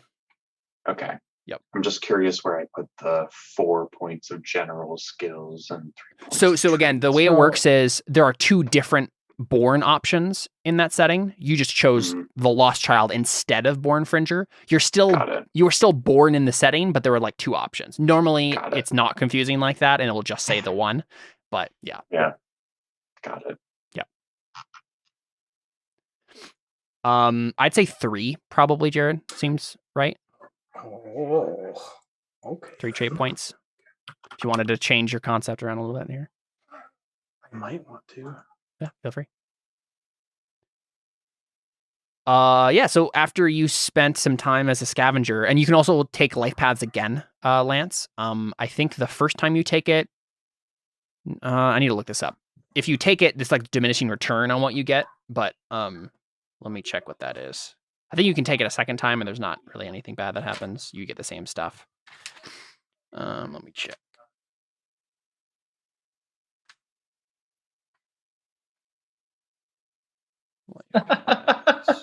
One of the character traits you can have is immolating. I was looking at Warlord. Yeah, what does that mean? Traits will Warlord? be listed in the trait list, which is later in that document. Because there's one, it says flagellating. If you pick Flagellation, so worshiper. that's like you hurt yourself. That's farting, right? Oh, never mind. No. Oh, like to. It's Yeah, so part of penance. your worship. Yep. Or whatever you want to say. Yeah. Could be the way that you meditate with the Force, which would be very disturbing. That would be very Yeah, Sith-like. that's so evil. Yeah, so Lance, you can take a life path a second time, and everything is the same. If you take it a third time, you only receive half the skill points and resource points, but no trait or stat points. Yeah, it just gets worse after that. So if you said I wanted to be a scavenger the whole time, you could, but eventually it would have diminishing returns. But there are other options as well that are interesting to choose. I'll look at some with you, Lance, and point out Like anything I think you might initially, like. like obviously, Lost Child and Scavenger sound the closest. But so if I wanted to do those again, otherwise there was the Junker, which was pretty obvious as a Jawa. There's the Hermit. Yep. And then at the very bottom, there was also the Slaver, and I was like, kind of Ewok or Jawa-y. Mm-hmm. They kind of do slavery. Yeah, I mean, the question here is how stereotypically Jawa do you want to be? Like, is this story like the stereotypical Jawa finds a lightsaber? Yeah, okay, that's what I'm going for. Yeah, that sounds great. So one of the Junker life seems good then. I one of think the life paths you could take would be peddler. So you could say that for a period of time you tried to sell them and nobody would buy them. But I'm sure Caleb will let you stretch the narrative of how many years you were trying to sell us lightsabers. But just like a few years, and he couldn't sell them to anybody. I think Junker seems like a good one for you, Lance, if you want to be good at mechanics and robotics. Like if you want to be good with droids, that would be one to take for sure. But yeah, Peddler might be a good one if you want to be good at haggling and falsehood and stuff. Like Peddler is the one if you want to be good at talking to people, and like doing like key negotiations. Junker is if you want to be the Jawa who fixes the droids in the back. You could also say that like you became like some sort of knight afterwards, or some sort of like sheriff or something like that. You like went around like found a lightsaber and then just said, "I'm the sheriff in these parts." Yep. So keep in mind that knight might be possible. Oh, that requires empathy. It requires empathy, exactly. One of the things that you keep in mind is the last life path you took will be the thing you just stopped being, right? And before you take up adventuring. So that could either be I just found the lightsabers and now I'm trying to figure it out, or it could be I found the lightsabers on my third life path, and then I spent the fourth life path trying to figure it out. Right? Those are two options. Or you just found them. Yeah, that's kind of. I was thinking maybe it's a thing like I've been trying to get rid of them for a while, and then I literally just saw these lightsaber people fighting each other and killing each other, and I'm just like, oh, Perfect. It's a weapon? That's what it is? Yes. That's just like a letter opener. Oh man, that's awesome. I love it. And so or you probably were using them as like droid mechanic tools, like welding tools. Yeah, welding. So I've been falsely advertising. That's what I've been trying to sell it as this whole time. And then I see these people like, oh, it's a weapon. That's so cool. And I just waddle up to you guys, and that's where we start off. Yeah, no, that seems fun because like it sounds like Connor and Chad. If we go with the Connor and Chad are sent to go get Jared's character and keep him out of harm's way. Then we have Connor and Chad just getting there, having met Jared, get attacked by the Sith, and then you are like the wild card who just like comes along because you're like, and I assume Connor, as soon as he sees this Jawa has 2 lightsabers, and like he's like, hey, train me in the lightsaber. Yeah. You're not gonna just man. I just click them on and off in front of me. right? Like you're not gonna say no, right? Here's my next one. my next strange alien that I'll train as a Jedi. Exactly. Yeah, that's perfect. I love it. So here's the question though. I don't have why don't Jedi get the teaching one? I forget what that's called. Instruction. I think some of them do. Anything. Okay, maybe they. Wayfaring Knight does. Yeah, but Wayfaring Knight isn't. I'm pretty sure there's one in Monastic that has it. Okay. Hey, Caleb, under Jedi Knight, one of the first trait is prominent scar, but it's like grayed out. What does that mean? Grayed out means it's a character trait, so it just costs 1 point and has no other effect except for being something that's true about your character. But it is necessary as a Jedi Knight to take it. Yeah. But then why aren't... I'm sorry. But wait, what? What are you looking at? So Jedi Knight, the first one, it's like really light gray, whereas all the traits of the first traits and everything else is just solid black. Yeah. So literally all that means, it has nothing to do with it being the first trait. It just means all the gray ones are, it's telling you don't look for these traits anywhere because they're just character traits. That's what it means. Oh, okay. So it's only there. Yes. Okay. Yeah. I get what you're saying now. Yeah. Yeah, so it's just a thing that's true about your character. It doesn't add any mechanical. Yeah, effects. it's not a trait that's exclusive to that life path, if that's what you were saying. Yeah. But there's no. You're not gonna find it anywhere else in the book. Mm-hmm. Yeah, it's self-explanatory. Yep. Yeah, Caleb, I finagled it out, so I don't need Twisted Disciple. Okay. Doesn't that make you lose out on some fun Sith things though? Nope. Okay. I can Jedi Knight. You can have hatred too, which is the only other thing I needed. Well, yeah, but like I'm pretty sure Twisted Disciple has like pain wise and fear wise and some really cool. Most of that is in the Dark Lord of the Sith. Like all the cool stuff from that, most of it's in Dark Lord of the Sith. Okay. Like ugly truth, intimidation, command, all right. strategy. Yeah, I mean it's your character concept, so that's fine. Yeah. Cool. I'm looking real quick, Connor, at Preceptor. In the monastic subsetting is the one that has instruction. So it's like I train the younglings basically. Oh, okay. The thing with being a Jedi Knight and have with a Padawan, you aren't really talking to them about what to do. You're just having them do it, right? Yeah. But there's no mechanical way for me to teach Lance's character anything. Unless you spend general points to buy it. Well, I only By have instruction. 1 general point and I put it into Force-wise. That's fair. Yeah, so I mean this will be basically you have 2 options here, Connor. You can either try to teach Lance the Force with instruction rolls and fail, right? And fail several times, or just say, here's how you do it, now go do it. Right? Yeah. Just be like, this is how trained by self-learning. Exactly. Just by pushing him out the door to be like, go fight these people, please. Thank you. I have the skill command. Yeah. but that doesn't do anything for him. Yeah. Doesn't instruction take a long time too? It does, yeah. Okay. So it doesn't take as long as practice. That's not worth role-playing then. Yeah. So for my third one, after Padawan, I want to do Inquisitor. So I'm saying basically is that what? No, yeah, I'm gonna look at it. Let's see what it does. Well, I want my because it can be for Jedi or Sith, like the way the when I became a knight, I want him like sent out doing investigations and like working for the Jedi, solving crimes or researching things. You basically you'll get Jedi doctrine, interrogation, rule of law, heresy wise, and execution wise as options. Yeah, that's awesome. Interrogation would be a fun one, like telepathy interrogation, like reaching into someone's mind and trying to get them to talk. That's awesome.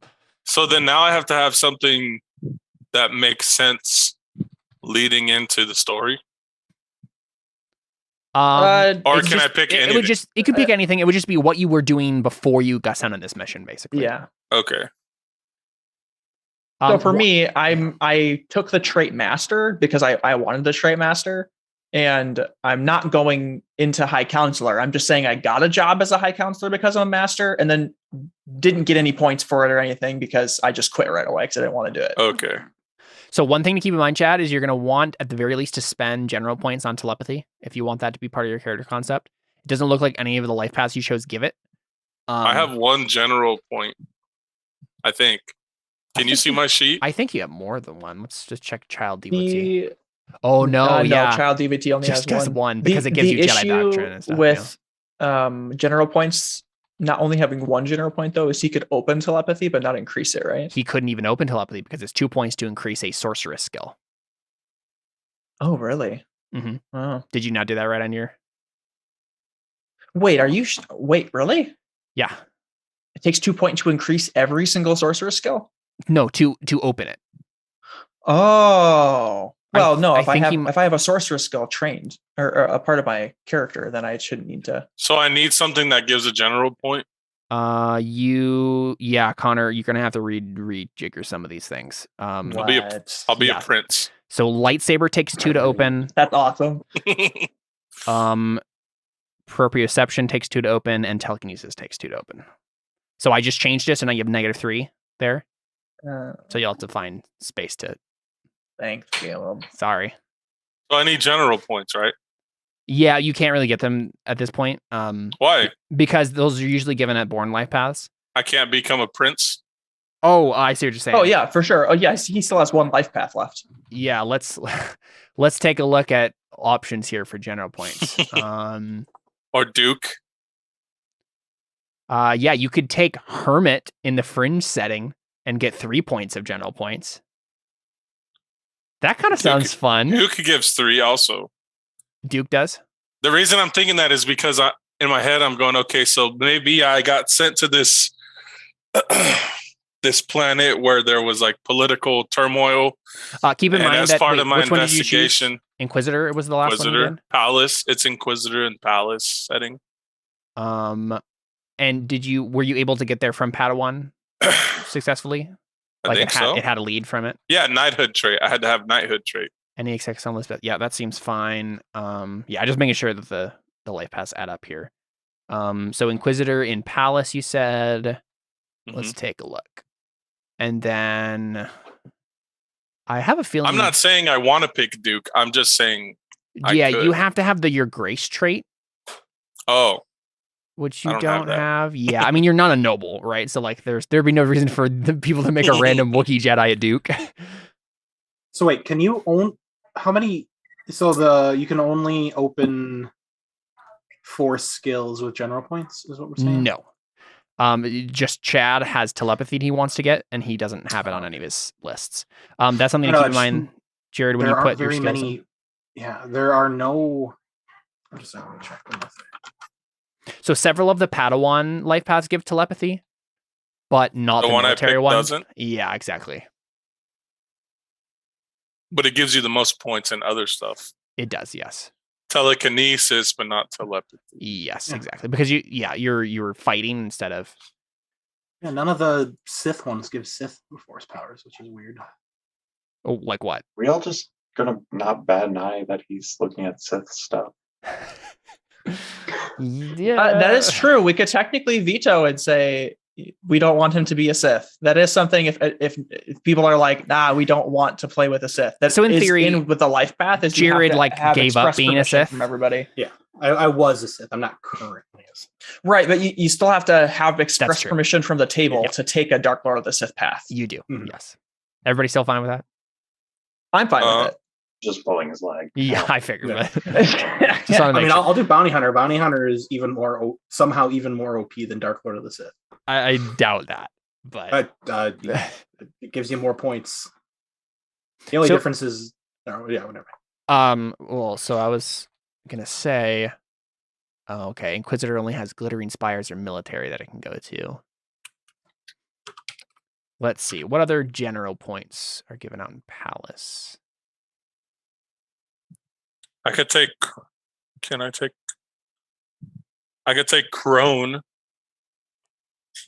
Oh, must be female. I don't know what a crone is. It's like the old lady who can tell the future sort of a thing. That sort of stereotype. Twisted disciple, that's evil, huh?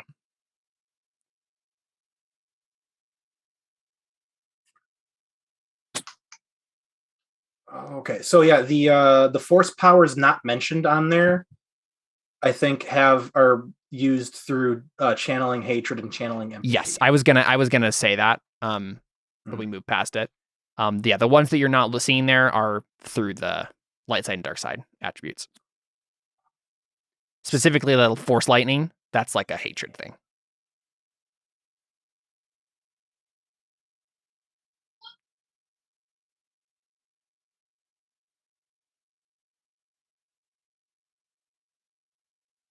But I'm saying I would have to have telepathy if that's how I want to be able to communicate. Exactly. Yeah. So we have to figure out how to make that work here.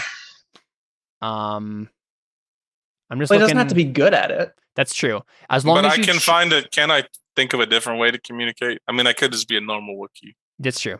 I really like, especially with Inquisitor though, like being able to sign language. That's fair. Too much fur. That's I don't know if they have the delicacy for that. So my thought feel would like be you're thinking a little deep into it. If I can't do sign language because my fingers are too furry. Yeah, I think the way to go here is to find another life path that has at least one general point. Because if you get one general point, then you can at least open telepathy, right? Because you'll have two. So you won't be very good at it, but you can have it at least. So, you could have been a high consular. What is that? He has to spend 3 trait points to get master first, though. Oh, that's true. Yeah, maybe you don't want to do which is what I did. That's kind of annoying. Yeah. Which is what I did to not get high consular. To not get high consular, but just to have your character concept. Yeah. Yeah. Let's see. Glittering Spires has some options here. I can't go to that, I think. You can from Inquisitor. Yeah. Let's see. Hermit requires 19 years, though. Then I would be 41. I think that's not fair. Correct. That's probably not Warlord. Correct. Nope. Man, yeah, there are not a whole lot of options here for that particular situation.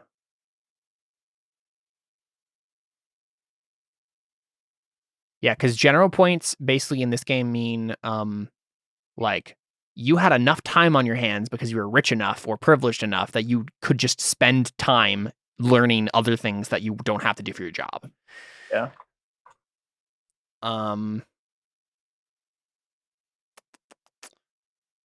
What does the dreamer trait do, Caleb? Dreamer, basically it means that I will give you prophetic dreams as the GM. That'll How many points is that? It does not say. 3, I think. Caleb, what would haunted by luminous beings look like? Could it be anything? I mean, it's probably like force ghosts, right? Right. So can I say that they're like ancient Jedi of the past that are like giving me advice? Sure. Sweet. And how to teach a Jawa. Yeah. Or what if I'm haunted by luminous beings that are trying to correct me on my Jedi doctrine, or that are pushing you into whatever you're doing with your Jedi doctrine right now?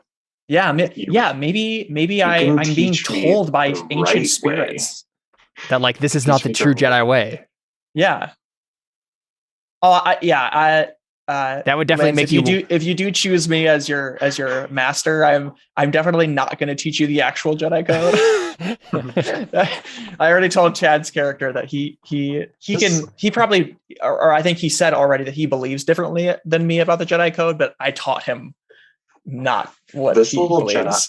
This Jawa literally just saw like superheroes in real life in front of him and has never seen anything like this before. So he's going to take anything he can get. Yeah. Whatever he has to say to get you guys to teach him. Yeah. I can't wait to play that out. That's fun. What does a deep sense do, Caleb? Deep sense? Yeah. Guess it's a burning wheel trait. Let's check. 321. Okay, Connor, can you help me with Yes. something? I have some ideas as to what my third life path should be. Okay, yeah. I have a page open so I can look with you. Okay, I have Junker, Gatherer, Hermit, Peddler, Gambler, Promoter, Fortune Hunter.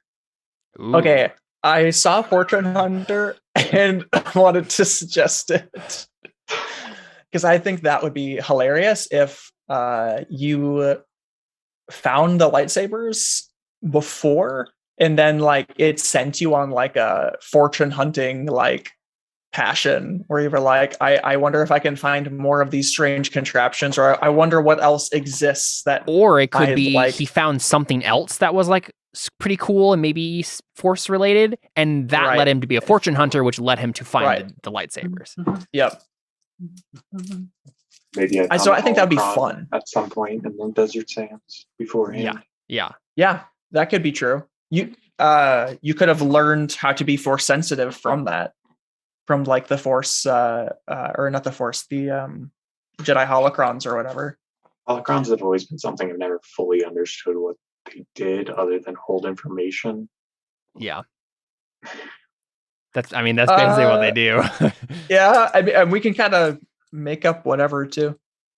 But Jared, real quick, that trait, this trait turns the character's perception into an orienteering-like skill when underground. He can discern direction, depth, and inclination like surface dwellers can see the lay of the land, time of day, and the weather.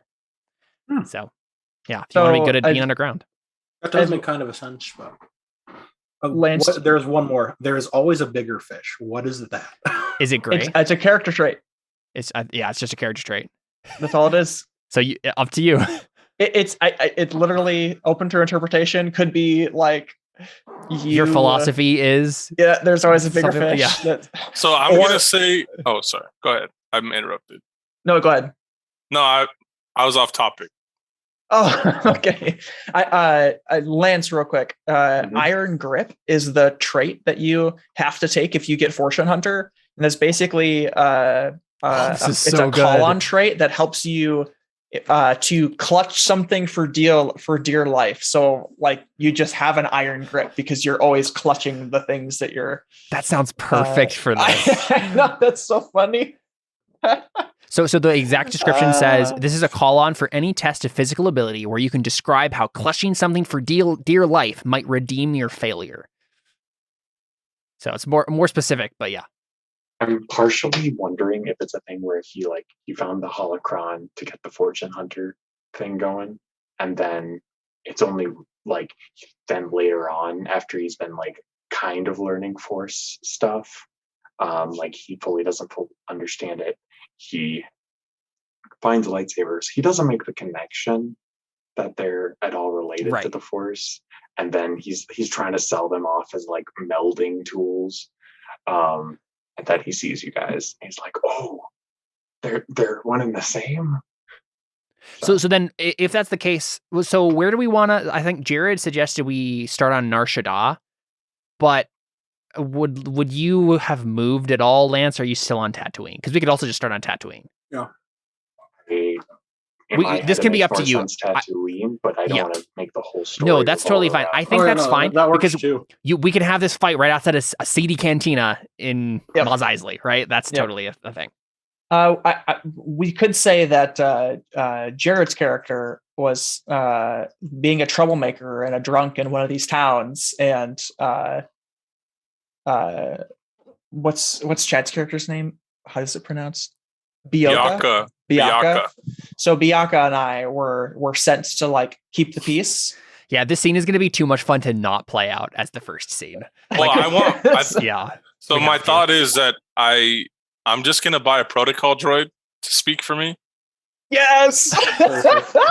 And I'm gonna take Peacekeeper. That's hilarious. I literally love that so much. That's gonna be so funny. Just to reiterate, it was Fortune Hunter that we were talking about before, right? Yeah, with the iron grip. Okay. Hey, Gab, one more. What does thick skin do? Thick skin, I believe, is like a steel related thing. Oh no, you know what? It's I think it's like it's harder to do social skills against you. Let me look. But if the character is unaffected by insults, nettling, and nagging. Insight actions in the Duel of Wits are +2 up against this character. So you can't be easily incited to emotion. Mm-hmm. That could be xenophobic. Oh no. No, I won't do that. Classic Sith trait. Deep Sense sounds cool, but Fringe Justice also sounds cool. So Lance, real quick, if Fortune Hunter was the last thing you were, you might want to choose something else for the third one and leave that as the fourth one, right? Unless you want to take it twice, which you could. I guess. Right, so you get 4 life paths. Yeah. Like if there's another one that you also wanted, it would make sense to put that in the third slot and then have this be the fourth one. But okay, what were the other ones you were looking at, Lance? They're on his sheet, Connor. They're on the character program sheet. Other ones I was looking at, some were Gatherer, Hermit, Peddler, Gambler, Promoter. I'm gonna look at Promoter. I didn't see that one. Am I supposed to be writing down all my skills on this work? Yes, if you want to. Yeah, that would be good. Okay. Get them all on either there. that or Caleb has to do it.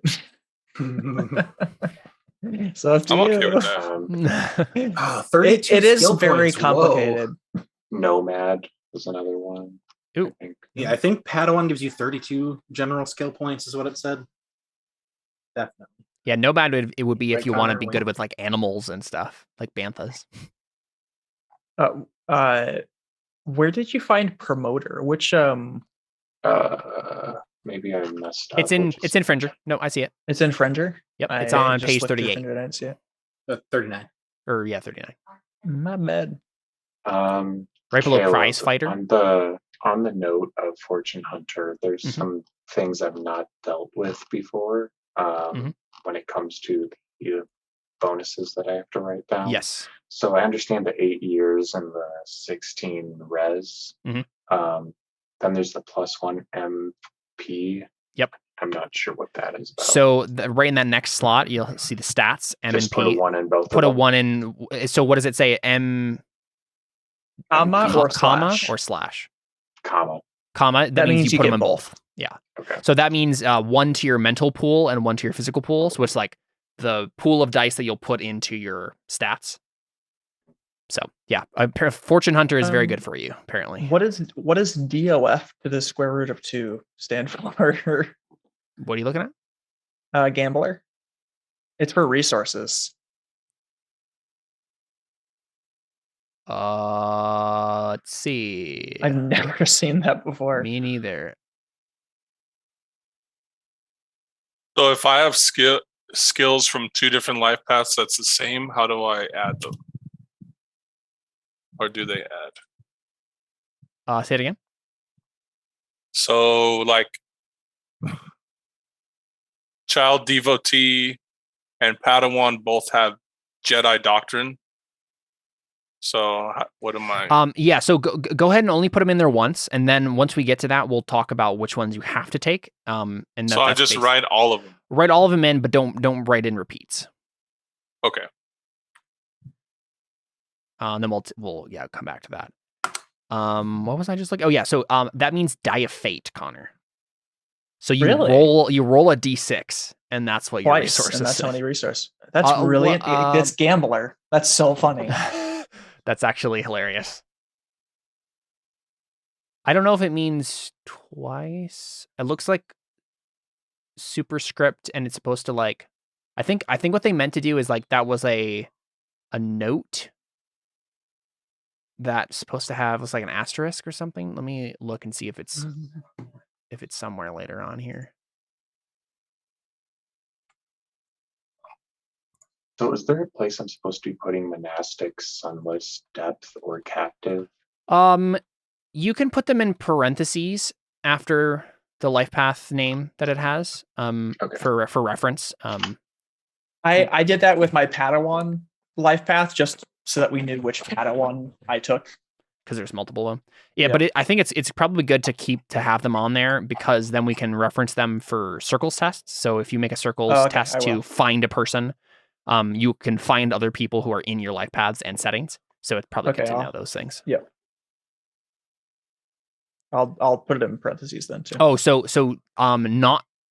Lance, not the one on the far right. That just tells you where you can go next. So those are the possible options you can jump to after that life path. So you don't need to put those anywhere. I don't need to put. You don't need to put monastic. those anywhere. No. Okay. Are you like watching me type? I saw it type and I was like, oh no, that's not right.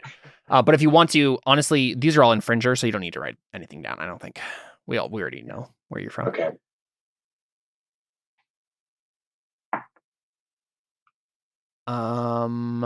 But yeah, was there another?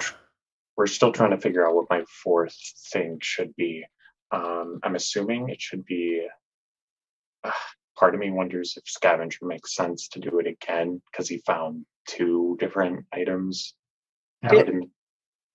That one looks like a pretty good one compared to the other ones you were looking at. I'm looking up some of the traits to see if any of those look like they might be helpful or interesting to you, but the scavenger, or I'm sorry, not scavenger, the fortune hunter one looks like it might be one of the best.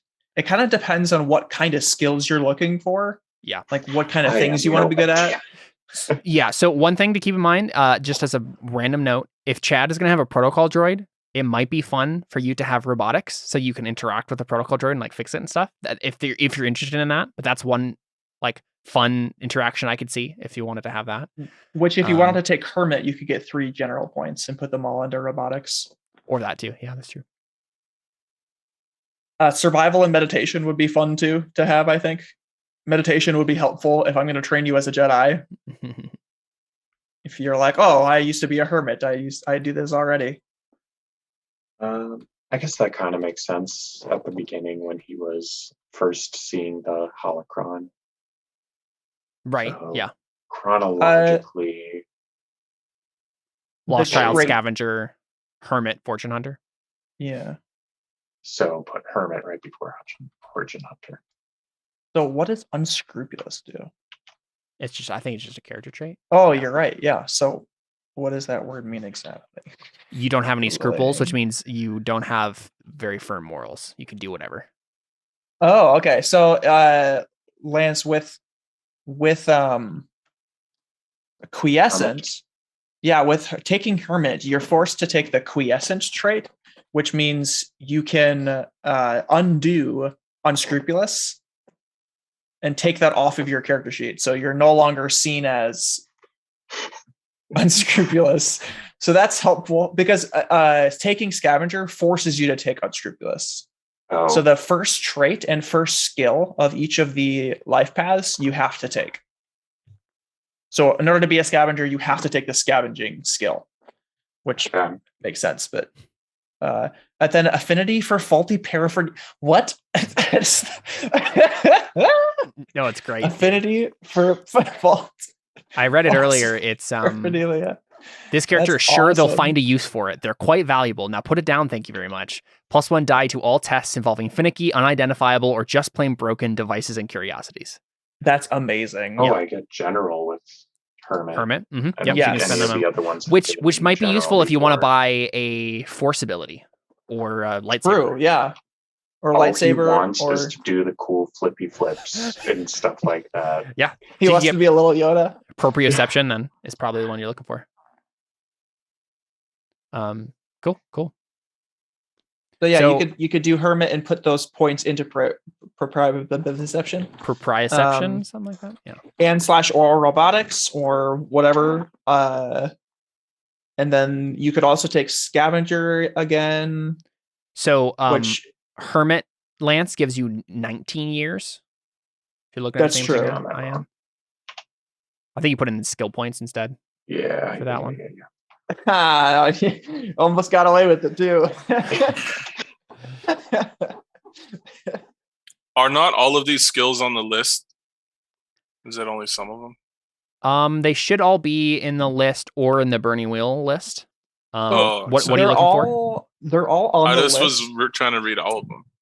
Oh yeah. Like I don't even see Jedi Doctrine. On the Yeah, list. so doctrine is the one that you'll want to look up for that. They're just two different types of doctrine that you can get. Oh, Okay, now that I'm finally done with the life paths, I need to put in the skills and the traits. Yes, in those lists there, if you want to just like list those there, yeah.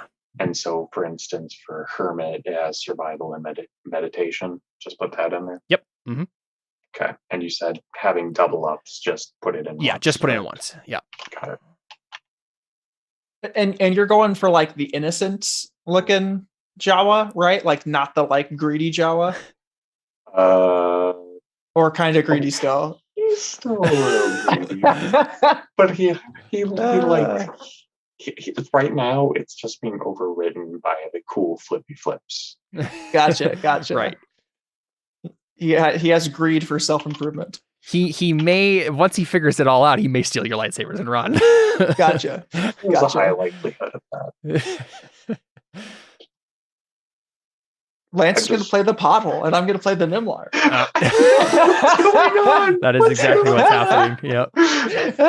This is so funny. And Doesn't Jared make is sense. playing Striker. Yeah, this is strange. Yeah. And then Chad is playing the Daelis. Yep. Dagoth. Or Dagoth, yeah, that's what it is. Yeah. It all comes full circle. Mm. Do we have to Yes. do not trait? What are the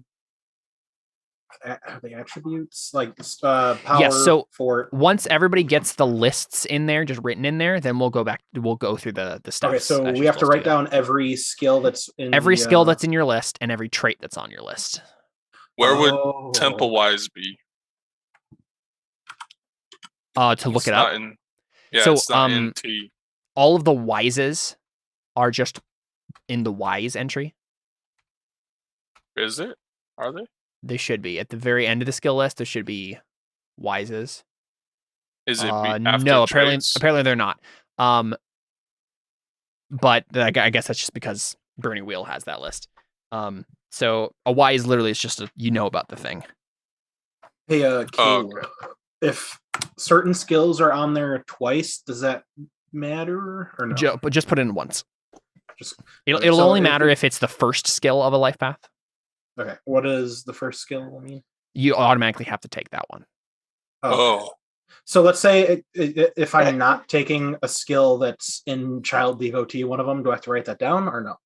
You don't have to. If you're as long as it's not the first one, if you just know you're not going to take one, Okay. you don't have to write it down. That's fine. But I assume for Lance and Chad, they'll probably want to write them all out and then kind of decide. Mhm. I wrote them all down. Cool. And then so that and traits will be good. Yeah.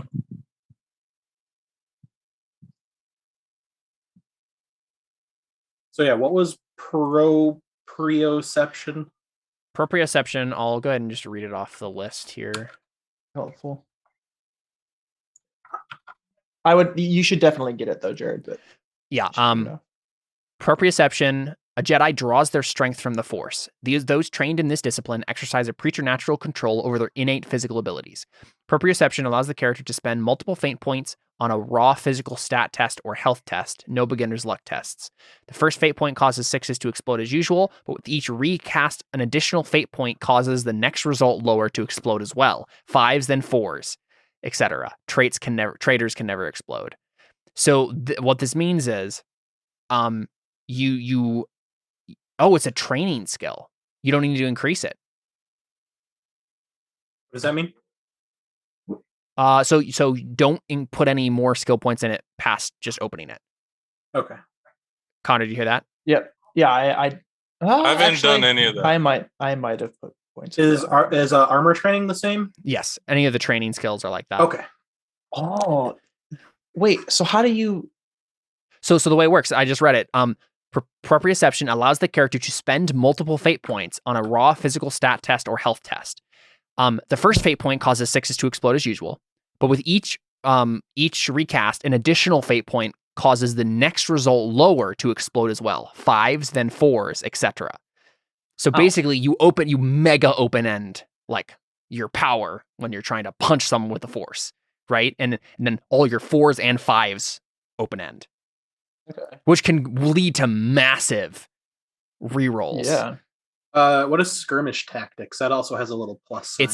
It's a training skill. So you don't need to get it more than once. Yeah, The which actual doesn't ability make- says skirmish tactics may be employed by the pilot or captain of a vehicle to help the field maneuvers of another vehicle in the same dispersed formation, as long as they maintain live communication. Up to 10 vehicles with sufficiently trained commanders may help one another. So Tactics Ooh. the same way. Who's gonna pilot? regular tactics is not the same way. I can have Probably. I can have skirmish tactic. You don't need it, though. Question. Yeah. So I noticed with Fortune Hunter under traits, bumbling is slightly grayed out. Is that supposed to mean anything? Yeah, so grayed out ones are just character traits, so that they are just something that's true about your character. You can earn fate points on them, but they don't give any other mechanical effect. Should I put it on my traits list? If you want it, if you're planning on buying it, you can. You don't have to, though. Well, you can put all of the traits you could get from all of those in the traits list, and Just then you on can final look at it. traits, you can choose which ones from that list to choose. If, Yeah, that's if you're still kinda how you want unsure, it. then I would just Yeah. put them all on there, so you can just like look at all of them. Warding. Yeah, warding I believe is just like deflecting blaster bolts and stuff like that. Oh. Let me Should look do. at the. Let's see. All forms of energy spring from and must eventually return to the Force itself. For the attuned who truly apprehends this concept, a mere touch gains the power to return these crude derivations to the source from which they sprang. Sorcerers may set aside dice from their will to ward themselves. Each die is distributed to a region of their body: head, torso, right or left arm, right or left leg. Should that region be damaged by a form of energy, the allotted will dice may be tested as shields against OB1 plus any verses. These will dice function exactly as shield dice in this shields chapter. A ward falling to 0 die counts as a may not for all currently sustained power. Anyway, yeah, there's various force things going on there, but looks like So there's any of the specific ones with the rules. weird plus thing, it's just you spend the point to open it, and then you don't put points into it. Any of the ones that have a T, little like T thing next to Yeah. them, yeah, It's like 2 plus signs, one on top of the other. no, just the one that's a 1 plus sign. Are you sure? Because Yeah, so there's two- Perception has 2 T's. So there are two different things going on there. That just the T is this is a training skill. It costs 2 points to open. Don't increase it. The 2 T's, the 2 lines, that means it's a sorceress skill. Costs 2 points to open, but you can increase it. Oh, okay. So You can increase it. Perception you can increase.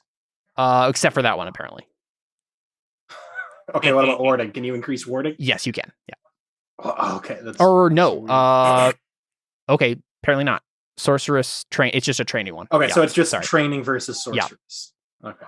Wait, so Uh, okay. So only proprioception is the only one that you can't increase? No. Anything with a T or a T on top of a T. Oh just open. yeah. Oh yeah, because there's a little S symbol. That's just the sorceress ones. Yeah, there you What go. does Right. open-ended mean? It means when you roll 6s, they reroll again. So that's when a good you- thing. When you roll Yeah. 6s, they can reroll again. Yeah, I was like, that didn't make sense. Yeah, thanks. Hermit cannot be character's second or third life path. Oh. Just well, just toss it's it. third. It doesn't matter. Oh Just no, toss yeah, it. yeah. Okay. I don't think it matters because he's gonna take it no matter what. It just depends on his like personal story for the character. So I don't think it should matter. Yeah, I'm I not saw that terribly, and I ignored it. I was like, I'm not gonna bring that I'm not up. terribly worried. Okay. That's fine. Yeah. And then as for special or requires, is there something I need to do with that? Just depends on what it says. What was it? For instance, Fortune Hunter requires explorer, historian, pilgrim, pirate, scavenger, or hunger trait. There you go. You have So I scavenger. already have scavenger. Okay, and then for Lost Child special, Lost Child is born life path. It may only be taken once. Okay. Yeah. So you're already good on that. Yep. Right. Yeah. Two more, Skills. Caleb. Two-fisted fighting and transference. Two-fisted fighting is just a training skill. It means you use a weapon in both hands, easily. And transference is apparently another sorceress training skill. Apparently, a lot of these are like training ones. You don't put any points into that one. You don't want to put any points into it. You just open it. The transference says, yours is a talent little seen and rarely mastered. By sacrificing and transferring the energy of your own life force, you may return to another what they have lost. Provided you are touching another living being skin to skin, and provided that contact is maintained for the duration of the test, you may test your health in place of theirs for the sake of their recovery. And there's other details after that, but basically, yeah, you can take wounds for other people. Kind of heal them. Is it just me, or does this hack give you way less general points than? That's mainly a Jedi thing. Because yeah, it's just Jedi get less general points because their training is so specific. Gotcha. I think there are actually more life paths in this system that have general points than not. Or than are in the original Burning Wheel, rather.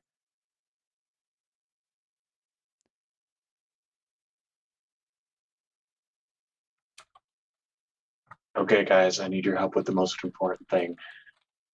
I'm going to shoot some names at you. I need you guys to vote. There's a lot of them, though, so try to just like raise your hand if you think it's a good one. Okay. If there's not a lot, we'll just take it off the list. Okay, we have Wat Nakamava. Wat Nakamava. Okay. Yeah, I like that one. I think we'd make too many jokes about it sounding like what, though. True. And by we, you mean you? No, I mean everyone. Okay. Number 2 is Pra Siwi. Seaweed. Yeah. Yeah. hard pass. Okay. Rink Patud. That's Sound okay. Indian. Okay. Nibit Ni. Oh, for sure. Yup. What was it again? That's the one. Nibit Ni. Oh man. Yeah, that's pretty good. Nib it in the knee. Nib it right in the knee. Squeebasu. I like Fun Squee. too. Yeah. Sounds a little gross. I like it. Okay. Wink Haas. Hmm. No one raised their hand. Okay. And then, did I already say Squee Patum? Yeah. Yeah, that's my favorite. Or Rink Patum. That was a different one. We have Rink and we have Squee. I like Squee. I like Rink better of those, but Okay, we have our final 4. We have Wat Nakamava, Rink Patud, Nibit Ni, and Squee Patum. yes, me Nivit My Knee. vote is hard on Nib it knee. Nivit Knee is so good. Okay, got it. I don't know where actually at the bottom. I think I saw its name Yes. because I do things in order. Oh, you can't put it in there. You'll have to put it in No, I can't. in the other place. That's right. Click on character info real quick on those tabs. I don't know where. The little gray boxes at the top above character burner worksheet. Oh, character info. Got Yeah, it. you can put the name in there. Oh, it's Lance's character. You just rewrite it there. Got it.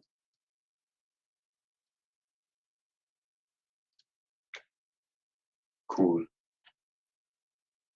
That is definitely not how I assumed that would be spelled, but yeah, that's fun. That's what it said on the Jawa name. Beat. Caleb, for citizenship to the Republic, is that technically like property or is that gear? I don't. That's a good question. Let's take a look. Does that count for resources or circles? Is really my question. Because I'm gonna start with 0 resources unless that counts as a property, reputation, or affiliation. I know it doesn't count as reputation or affiliation, but except maybe affiliation. Yeah, probably at least counts as that. So you can count. Okay, that's good. Now I don't have to start with 0 in that. Okay, Caleb. Now that I've put in everything in my skills and traits, what should be the next thing I work on? Yes. So we'll go to the stage step 3 here for everybody. Okay. So it's very simple. You know, this is how old you are based on all the life paths you took. So you're 39, Lance. And go ahead and just type that in display age. Okay. Because that will make it appear on the other part of the character sheet. And then we'll go ahead and do this. We'll just get this set up to make sure you're getting the right pool based on that. So, then we're looking at stats here. So everybody can pay attention to this if you haven't done it yet. Going to number 4 on the steps here in the character burner worksheet. You'll want to make sure that your filter, the consult the age chart thing there, is set to humans, and then whatever your age range is. Even if we're the other. Correct. Yes, because everybody just is using the same one for this. Yep. The other such a good options are like picture for elves Bianca. and stuff. So yeah. Yeah, that's a Um, great picture for your character. Holy cow. Who's? Chad. Oh, mine. It's cool, huh? That's awesome. So I'm setting that for you then, Chad. What? I'm tired. I'm sorry. That's right. Your you're fine. stat range here. You think you're tired. So then basically what you're going to do is divide your mental pool and physical pool into those stats there. And I'll give a quick explanation of what all of them are. So will is yours, like social skills, strength of mind, other stuff like that. Any wise skills land under will? No, that's perception. Yeah, all the wises are perception. So what am I supposed to be doing? So I'm going to explain real quick the stats okay. here, and then you're going to assign those points that you see there in the mental and physical pools to those stats. A lot of this will be based on what skills you want to take. So we can fiddle with these if we want to. It's not set in stone until we finish the character. So will is social skills and like strength of mind. Perception is knowledge and like actual perception, so like noticing things. Power is physical strength. Fort is, and it's pronounced fort, is like your constitution basically. Agility is hand-eye coordination, and speed I like to say is like feet-eye coordination. So anything I typically divide agility and speed as hands and feet. So speed is like running, climbing, dancing, anything like that. And agility is throwing. Most weapon skills are based on agility in some fashion, that sort of thing. So, looking at your guys' skills, you're gonna want to, Chad, probably have a good will and perception. Yeah, it should just be probably average for both, which you've already done there. And then agility is the only one that will matter in terms of lightsaber stuff. Well, it's not the only one, but it's the only physical one that'll matter for the skills that you have, I think. As for you, How Lance, is damage determined? Is it still power with the lightsaber, or is that agility? It would be power. It's like the actual wound you're doing is based on power. Yeah. What's fort again? Fort is like constitution, so like your if you're being poisoned, if you're being poisoned, how well you can resist that. How well you can resist exhaustion, that sort of stuff. Endurance, sort of a thing. So for you, Lance, most of yours I think are going to be based on perception. If I'm looking at this correctly, though meditation will probably be based on will. Haggling is based on will. But yeah, most of yours are perception. Other than that, I don't think you really have any skills that are based on physical stuff, so it's just kind of up to you what you want to be. So should I check on the root the ones that are based on perception? And if so, how do I find that information? Yes, I will. Yeah, it will, because it will determine what they start at. Let's go ahead and just do the pools first, though. And we can. I'll actually look those up. The pool doesn't add the ones you get from your life paths. Just so you know. Oh, it does. Yeah. Mm-hmm. But it says right here, my mental pool is only 8. Yeah, because of your age. Yeah, so it says my mental age, I get 7 points, but I get 3 more points from my life paths. It says the mental pool is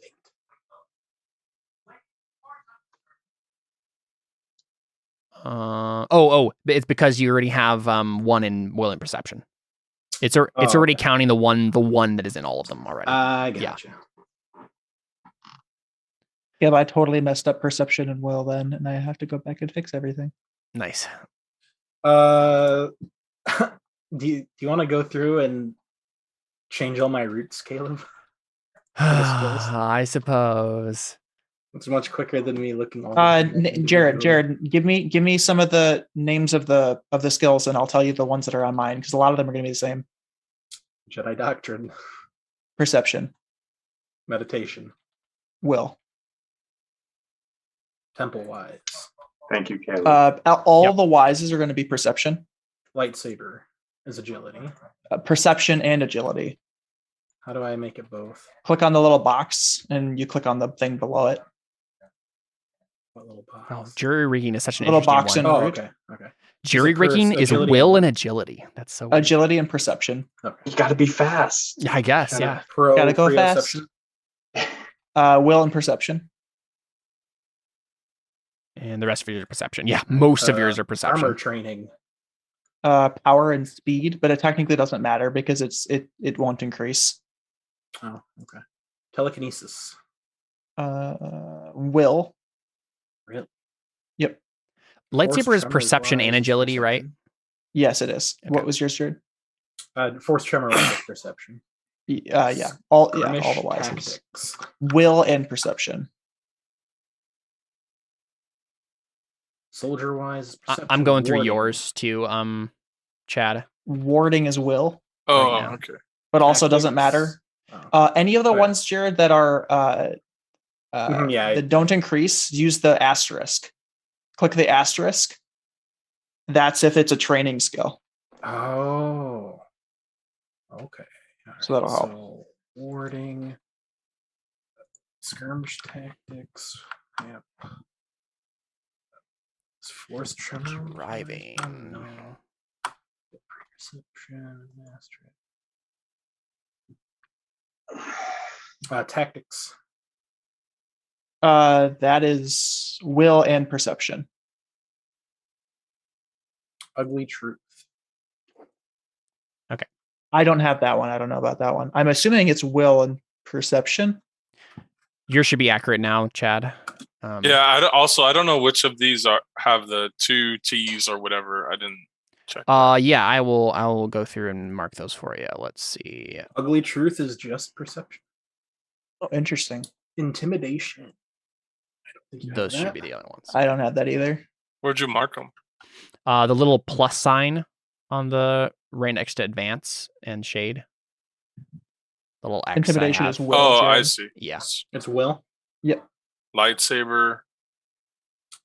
Yeah, Armor lightsaber train. because it's like force ability. It costs 2 points to open. Basically, is what that means. I don't have that one either. But those ones you don't advance. Some of them. So the ones you won't advance proprioception, armor training, skirmish tactics, and yeah, Cool. you will advance telekinesis though. Torture is will and All right, cool. perception. So, Caleb, what's strategy? Strategy is What like is strategy. it's like knowing how to fight a war and like the logistics of it. The root. Oh, I know what strategy is. Sorry, I know I what was the word focused. strategy. Yeah, will and perception. Okay, thank you. Sith Um, doctrine is perception. If I am Any the- doctrine is perception. Yeah. If I truly Caleb, am the question. model of this group, I don't know what strategy is. Savage. Tides. Caleb, for yeah. So normally, Chad, I would say stats are capped at 6, but I think it's okay for you to have a 7 power as a Wookiee. That's okay. That's so Oh, upsetting. sorry. Yeah, no, that's all right. That I makes didn't sense. I didn't know. That's fine. I was so doing upsetting, I that want a because he's a 7 will. Wookiee. Caleb, I'm a literal Jedi that can use the power of the Force to change his bodily functions. I think I You deserve can- 7 And agility. that's why you have So you can- proprioception. No. But I have prior perception. Therefore, I should be able to change No, agility from a 6 to a 7. no. You just spend what fate is- to do that. What does your reflex bonus do? That is only relevant for subsystems of combat, so you don't have to pay Are attention we to it. going No. to use those subsystems? Maybe eventually. It will really depend on how well everybody's mastered the system by a point we would talk about it. So Gosh darn. That's also amazing. A 7 power is going to be nuts, but it makes perfect sense. There's no other way that would work well. Let's see. Lance, have you taken a gander at these yet? No. Okay. Hey, no one explained how this works to me. All good. So No, you're good. So, you start off with a 1 in all of them, right? Right there, and then 6. The mental pool you have 6 more points you can put in those, and physical pool you have 10 more points you can put in those. So what I usually do is you want everything at least a 3. So if honestly, what I would do is just change all of them to a 3 and see what you have left over, and then go from there. Where do I put the 3? So you just like rewrite the number. Oh, and the X. That'll automatically update the pool. Yep. Okay. Do I click and drag over it? You should just be able to go over the number and like you can just click on the little box with the number in it and backspace. See, I must be looking at something else. Are we under skills still? No. So Okay, look on that makes sense. Top right, number 4 stats. Okay. See those little numbers there? Mm-hmm. Okay. And you were saying putting 3 in everything is probably is the best way to go. If you have, so the way this works is stats will, among other things, determine how many wound dice you have to take before you go unconscious. And it's equal to the stat number of your lowest stat. So if you have a 2 in anything or a 1 in anything, you're going to go down right away. So min-maxing is not necessarily the best way to go. Like Jared started off with a 1 in speed in Crow Inquisitors, and we didn't know the rules well enough, but if we had, he would have been knocked out by 1 punch at the very beginning of the game and would have been out for the entire session. So I guess my question is I don't have that many points though. So the best I can probably do is like a 2 in everything. I think it depends. Here, let's take a look. Like I changed perception to 3. Yeah, so you still have 2, so you can have a 4 in both of them. Oh, I didn't realize it was a different pool for the bottom. Okay. Yes, different pools for the different ones. Okay. But no suggestions when it comes to just being a cool Jedi. I'm assuming like agility. Yeah, agility is good for your jury rigging and lightsaber. The thing is, I feel like the way your points are distributed, I would probably just go for a 4 in everything if you can, which it doesn't look like you'll be able to do. No. Does Hermit or Scavenger give you any stat bonuses? No? You were asking the wrong person. Sorry, what was that? I don't think they do. Yeah, you're right. Scavenger. Nope. Okay, they don't. Yeah, that's the big thing that's making you a little bit weaker than everybody else is you don't have the Jedi life pads that give you like a bajillion stat points. Yeah, exactly. What I would do is I would probably just put 4 in perception and will. And then maybe agility at 4, and guess it just really depends on what you find more important. So power will determine wound, the amount of like damage something does when you actually do hit. Fort also has to do with your health. So if you want to be better at not dying, decreasing that would be good. Speed is better for running away. I feel like if we're going like the speedy Yoda route, agility and speed makes sense. Yeah. Seem accurate. Cool. And so that should mean, I mean, you don't have anything, I don't think, that would make any of your skills open at something different than a 2. So yeah, they're all starting at a 2. So it won't matter too much what they're based on at this point. So then Chad, you did the stats as well. Those are all taken care of. What'd you ask me? Yeah, it looks like you have put your stats where you want them to be. So Caleb, for the skills, stats. I just haven't done skills. Oh, sorry, I haven't done skills. What are you saying, Jared? So for the skills, is the EXP, is that the exponent? Yes, that's like the starting exponent. Yep. Okay. So my perception is 5, and if I open it, it still stays 2. Yes, because it's rounds down. It opens at half, rounded down. Yep. Okay. What is he talking about? So skills will open at their root, half of their root stat rounded down. He was just wondering, he had his perception or will at 5 or whatever. And he was like, So if my perception was 6, then that would it would have open a at 3. Yeah, exactly. Yeah. So if you want to change those around, that's fine. What's the difference again? What's will? I know what perception is. Will is like talking to people and stuff. I would keep yours where they are, probably. It's also the ability to resist persuasion. Yes. It's You the have enough attack and defensive social skills. Yeah, you have enough will-based skills, Chad, that I wouldn't want to make it any lower. Because then it would go down to 1. Then it would go down to 1, exactly. Yeah. Then you'd be worse at meditation, telekinesis, interrogation, and intimidation. So. Where do I put my skill points? Yeah, so skills is what we're going to look at next year. And what you're going to want to do first is go look at your life paths. Whatever the first one for each of the life paths is, that's the one you have to take. So for you, for example, Biaka, you have to take Jedi Doctrine. So I just did it for you, but you'll click the little X next to open. Mm-hmm. And that'll open the skill. You have to take lightsaber, I think, right? That was the first one for your Padawan. I don't know. I'm trying to go look. So you're saying, for instance, for me, I have to go with all the skills based around Lost Child, so foraging, scavenging. No, you have to choose. You have to pick the one. first one. The first one has to be chosen. Oh, so you're saying of each of the life paths. So for you, that'd be foraging. You have to take. Scavenging. You have to take. How do I take it? I guess. Oh yeah. So if you look at your skill list there, the big square next is labeled open. Yeah, you'll click on that, and that'll you will have taken the skill then. And the first one of every one of the life of each of the life paths. So survival, well, you'll have to open, and scavenging you'll have to open, and then whatever the first one for treasure hunter is, or whatever that is. I'll find it. Don't worry. You can help Chad. Research is the one for that.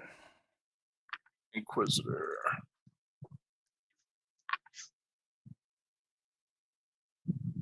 Appropriate meditation. Oh, sorry. Go on. Is appropriate doctrine just Jedi doctrine? Yeah, it would be for you. It would be Jedi doctrine. Yep.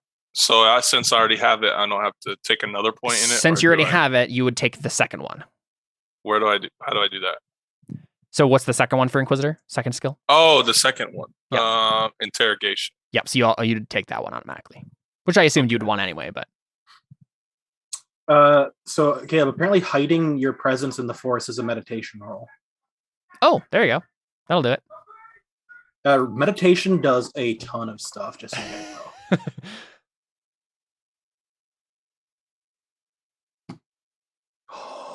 What? Caleb, you can use meditation to extend your aura traits. Nice. That's cool. Up to across the galaxy. If you roll an Ob7 meditation roll. So, guys, I'd just like to point out, Jared has a trait called Aura Fear, right? Yeah. So if he rolled an Ob7 meditation check, he could make the entire galaxy have to make a steal test to be because they're afraid of him. So that's fun. But they don't even know who he is. Yeah, they would just suddenly be afraid for no reason. That's fun. Yeah, so once you've marked so the now first I have one, 21 points left. Yeah, so now basically what you're going to do is in the little thing that says ADV on the far right of that column, that's where you would put points that you'd want to put in them, and then the final number, the far right number, is what the final score of the skill is going to be. You can't have anything. Open other ones. Yeah, you can open other ones if you want to. Yep, exactly. So what I usually do is I just go through and open all the ones I know I for sure want, and then look at the skill points I have left, and then choose from there. What are force tremors? Because I can have force tremors wise. Yeah, I mean it's tremors in the force. Obi-Wan saying feeling disturbance in the force. Yeah, like Alderaan die. So normal Jedi can't feel that. No, they so can. It's your knowledge of it. Yeah, you know more about force tremors. So a Jedi might feel that. Obi-Wan was able to be like, It's almost I just know about it. You know about them. Yep. Yeah, any of the wises are Obi-Wan having that strong feeling that it was Anakin that killed the younglings. Yeah, and someone who didn't have force tremors wise maybe would have felt it, but not know how to interpret it.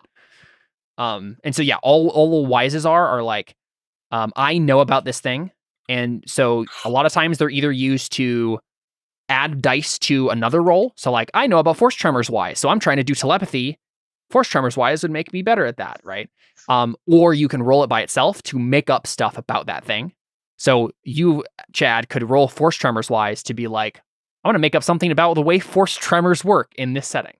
I want to have heresy wise so that I can tell Determine Connor's what's character heresy. he's Yes. an idiot. Yes, that's perfect, right? I love that. I mean, heresy wise and Jedi doctrine are the ones you want to have there. So then you can, make rolls to like basically say, hey, Connor's character, this is not true about Jedi doctrine. You're not following the code. And then he'll turn more and more dark side. Maybe. Yes. Should I just put? I feel like I need to put at least some into meditation because Probably. that.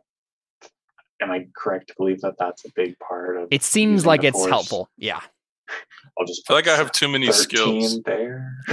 So the max any of these can be is 6. Okay, good to know. I want meditation for sure, right? I a think good so. one. Especially what Jared just read off. That sounds like the quintessential Jedi one that everybody who wants to be a Jedi should. Man, none of my skills have used power. Yeah. But hey, once you hit someone with a lightsaber, you're going to kill them immediately. Unless So me- which ones can I not advance? you don't want to Proprioception, you don't want armor to training, skirmish tactics. yes, those 3. Oh, you max at 6 even with the 2 initially given to you, Caleb. Say again? Yes. Yes. I noticed. So the do I change by now have meditation those? for- Are those considered at level 6 then by automatic? Okay. Oh wait. No. So the way it works is you're adding stuff to the 2 in that second to last column. No, I and mean then- like the ones that you can't advance. Are those 6s? no, those are just 0s. They don't have any rating at all. It's just like you have it or you don't. That's what that means. He's like, it's a training skill. So it's like, I am trained in this. So Okay. you're never going to roll it by itself is the idea.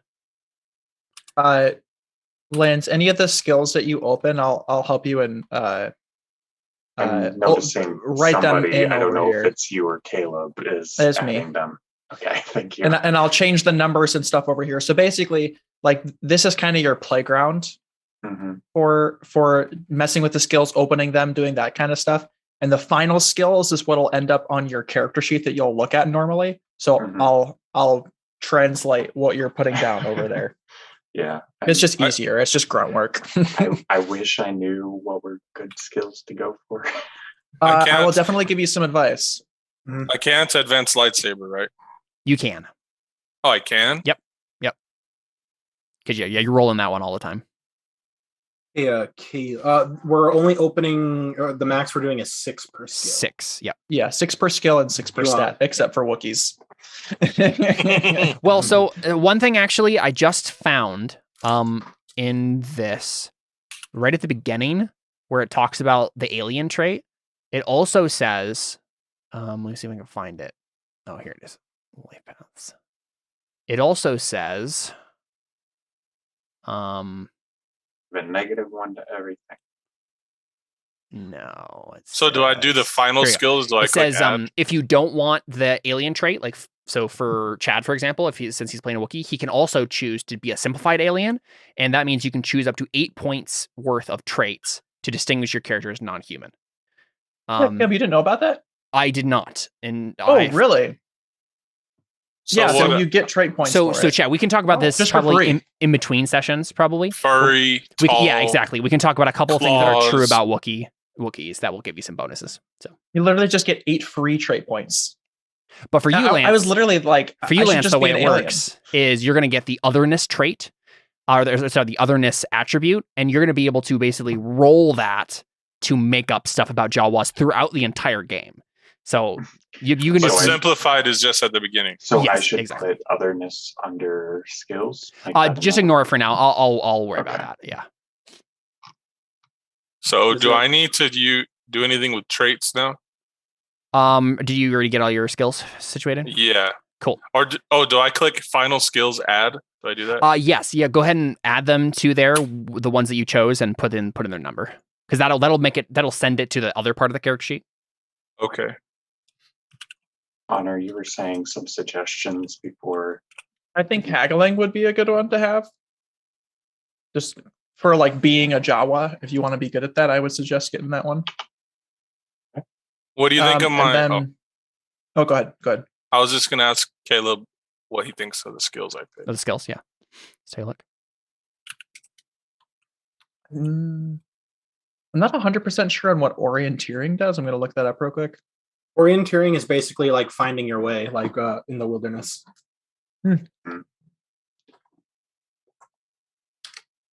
So if you want to be good at that, to read maps as well. Okay, yep.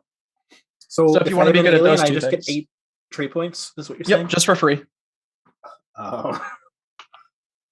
Okay. Well. Yep. Yeah, that seems fun, Chad. What? 6 in interrogation. Yeah.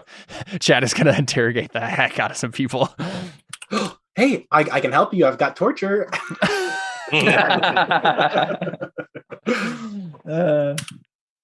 So then lands basically everything else that I can see. Oh, except for jury rigging. Every single other skill you have, except for jury rigging and orienteering, is a wise. So essentially, what you're thinking about there. Oh, okay. So right now you have 2 skills at 6, right? Meditation and scavenging. Oh, and haggling. I didn't see that. No, too. just haggling and meditation. Oh, you forgot to open haggling, so that costs 1 more point. So I use a point that's to it. open up it. Yeah. Yes. Got it. So right now, those are your skills. Okay. So if you want to move stuff around, you can. I would suggest doing that, Lance, good. simply because I would get some of these wises. So wises in this game are very helpful because most of the time what they're doing is just giving you an extra dice on anything it's related to. So all of your ones, right? Explain you have forking.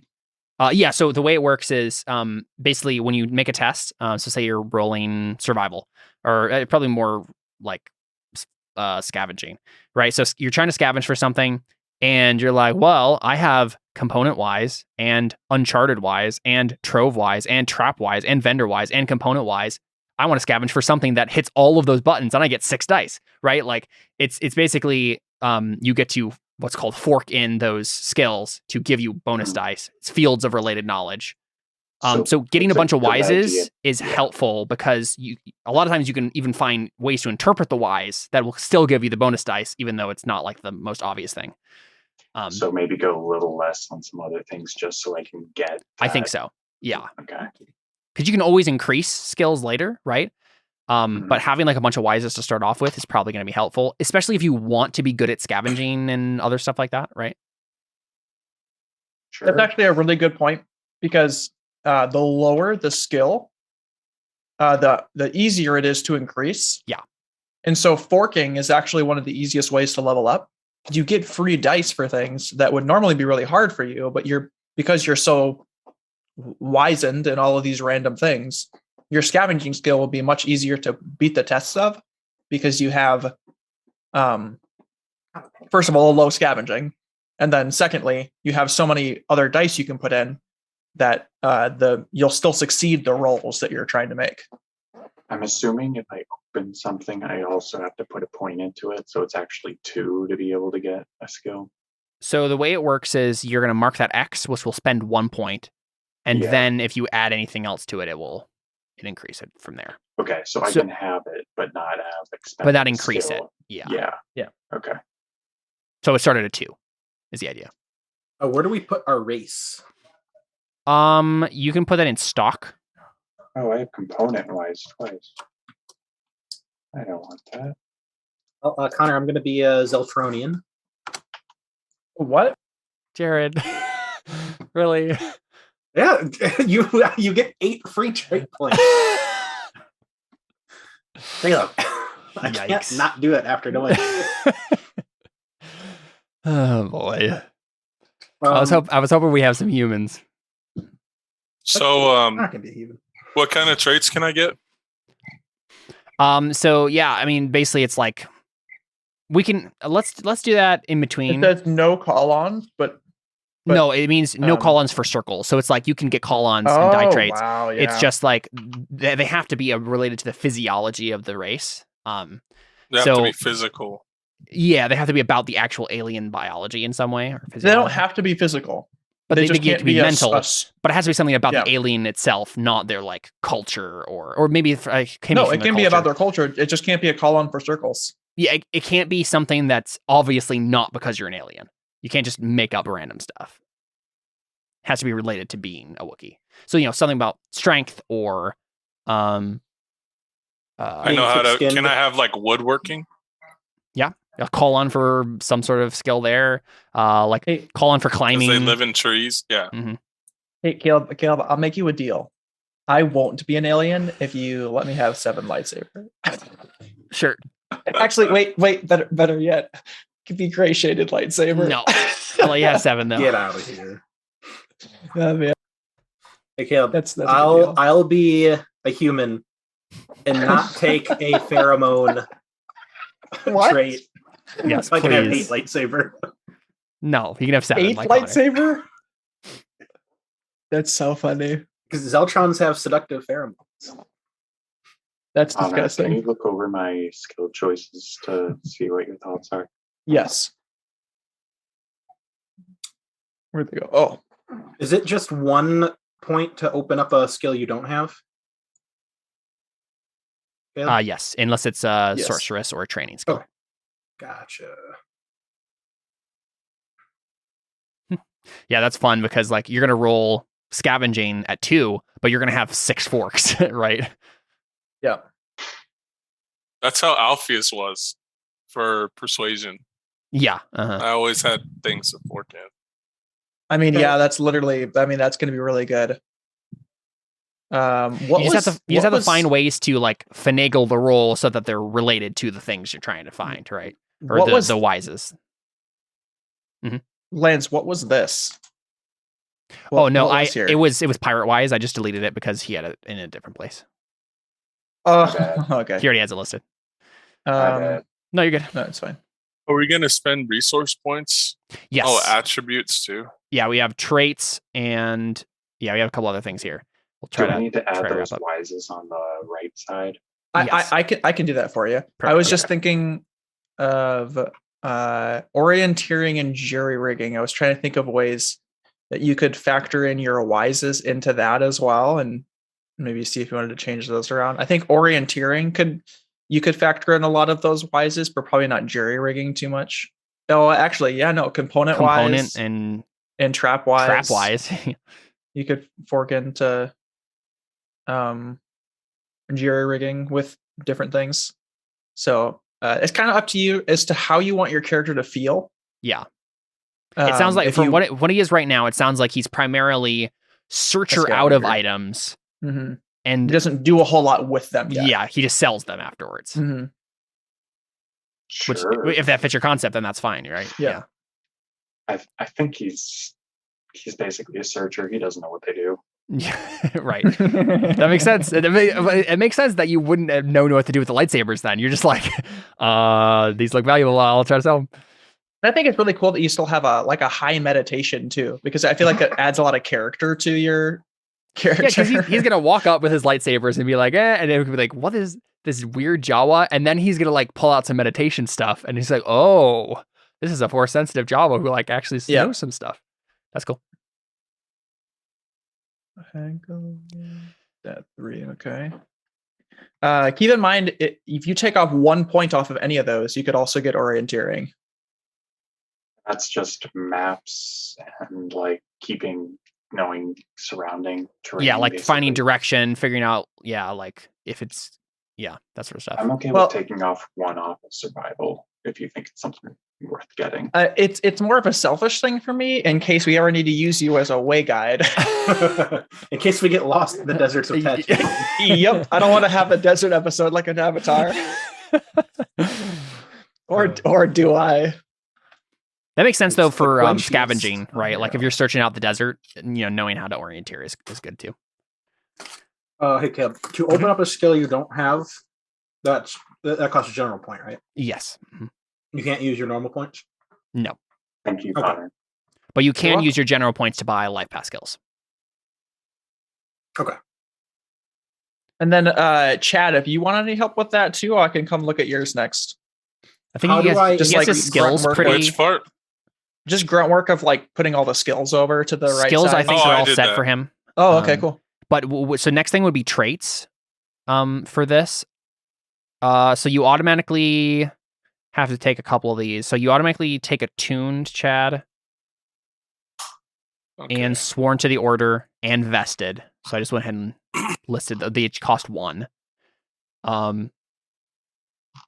You can take knighthood if you would like, which will I think I increase. have to.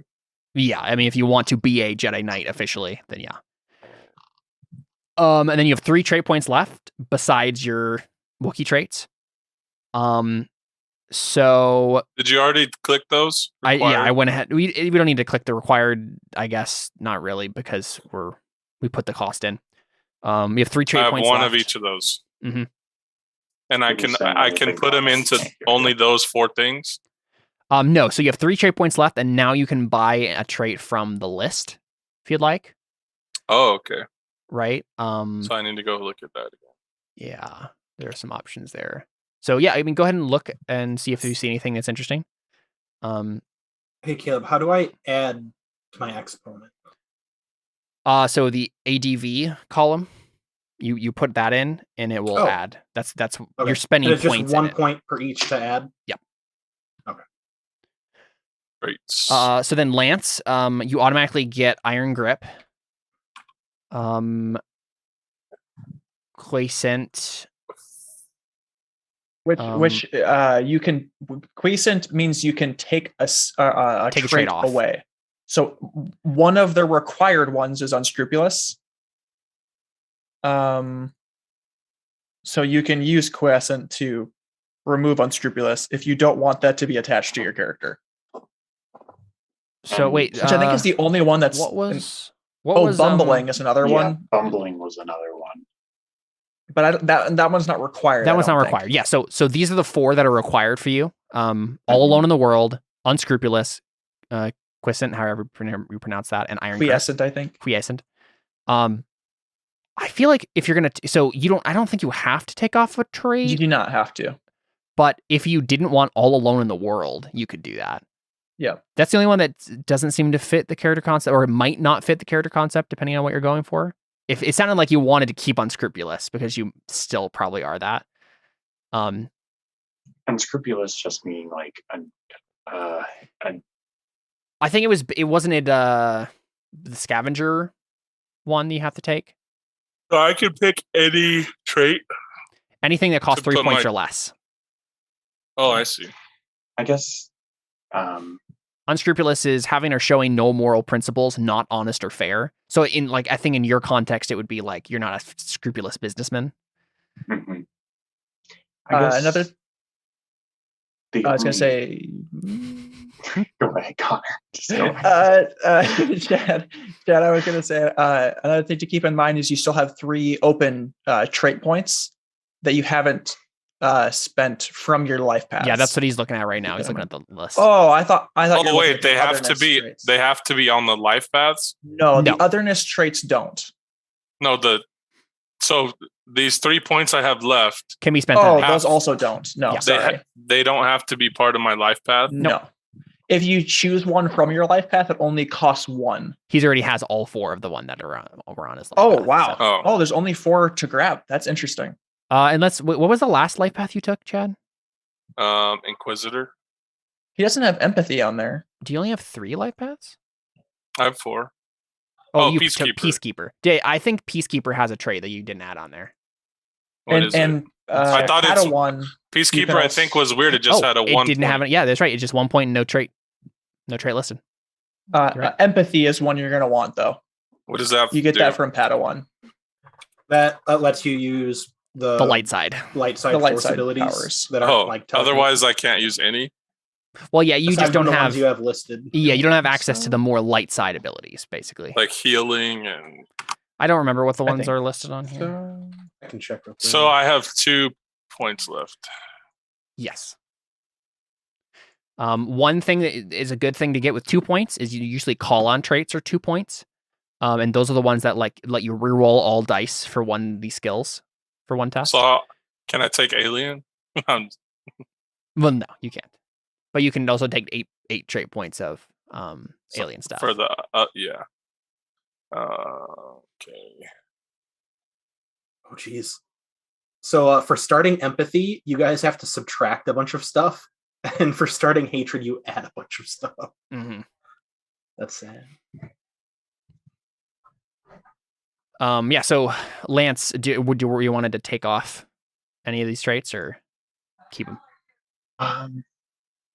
I honestly don't know. Like, what do traits? Are they just like character kind of things? So or do they actually make a difference all in of the them game? are character things. Some of them also give mechanical benefits of some sort, but all of them at the base level function as this is something that's true about your character that can complicate your life, move the story in an interesting direction, and if they do, you get points for them. You earn Artha and stuff. Yeah. What is life is death? Life is death is it listed in the burning wheel gold? Is that what it says? Yeah, it says refer to What burning wheel page? gold. 333. 333. I believe that has to do with reduce hesitation obstacles due to injury and pain by 2. So basically just means it's easier for you to deal with injury and pain. Okay, I want that. Cool. Yeah. Go ahead and mark it down. And I get one more. What's keen taste? Well, what did it have a cost listed there? No. It says DT. Oh, yeah. So typically you can't buy those. Oh. But that's fine. If you spend the 2 points, I'll let you buy that. I think it would probably be worth 2 points. What is DT? Normally you can't buy it. So no, that's the category of trait it is. Normally it would be DT and then there'd be a point value. Oh, life path trait. Are you talking about keen taste? No, life is No, death. life is death. Keen taste is 5 points. Yeah, okay. I was about to say what? Do you guys both have the knighthood trait? I do. Connor? Yeah, I have a knighthood trait. Okay. Yeah, it's the only way you can buy like military resources at the beginning. Me too. What do we need for military resources? No, a you can't lightsaber? spend more than 30 resource points of sorry, military. Yeah, I missed that part. So okay, yeah. basically Up to you have 30. to be a Jedi Knight or a soldier or a politician or something to buy like a Star Destroyer. I mean, I could buy a Star Destroyer. I would say if I were to take off one, like you said, all alone in the world kind of makes sense. I kind of envisioned him as like just a Jawa. He still has friends and all that. Yeah, he's not a also has loner kind necessarily. of a side hobby. Yeah, that sounds fine to me, right?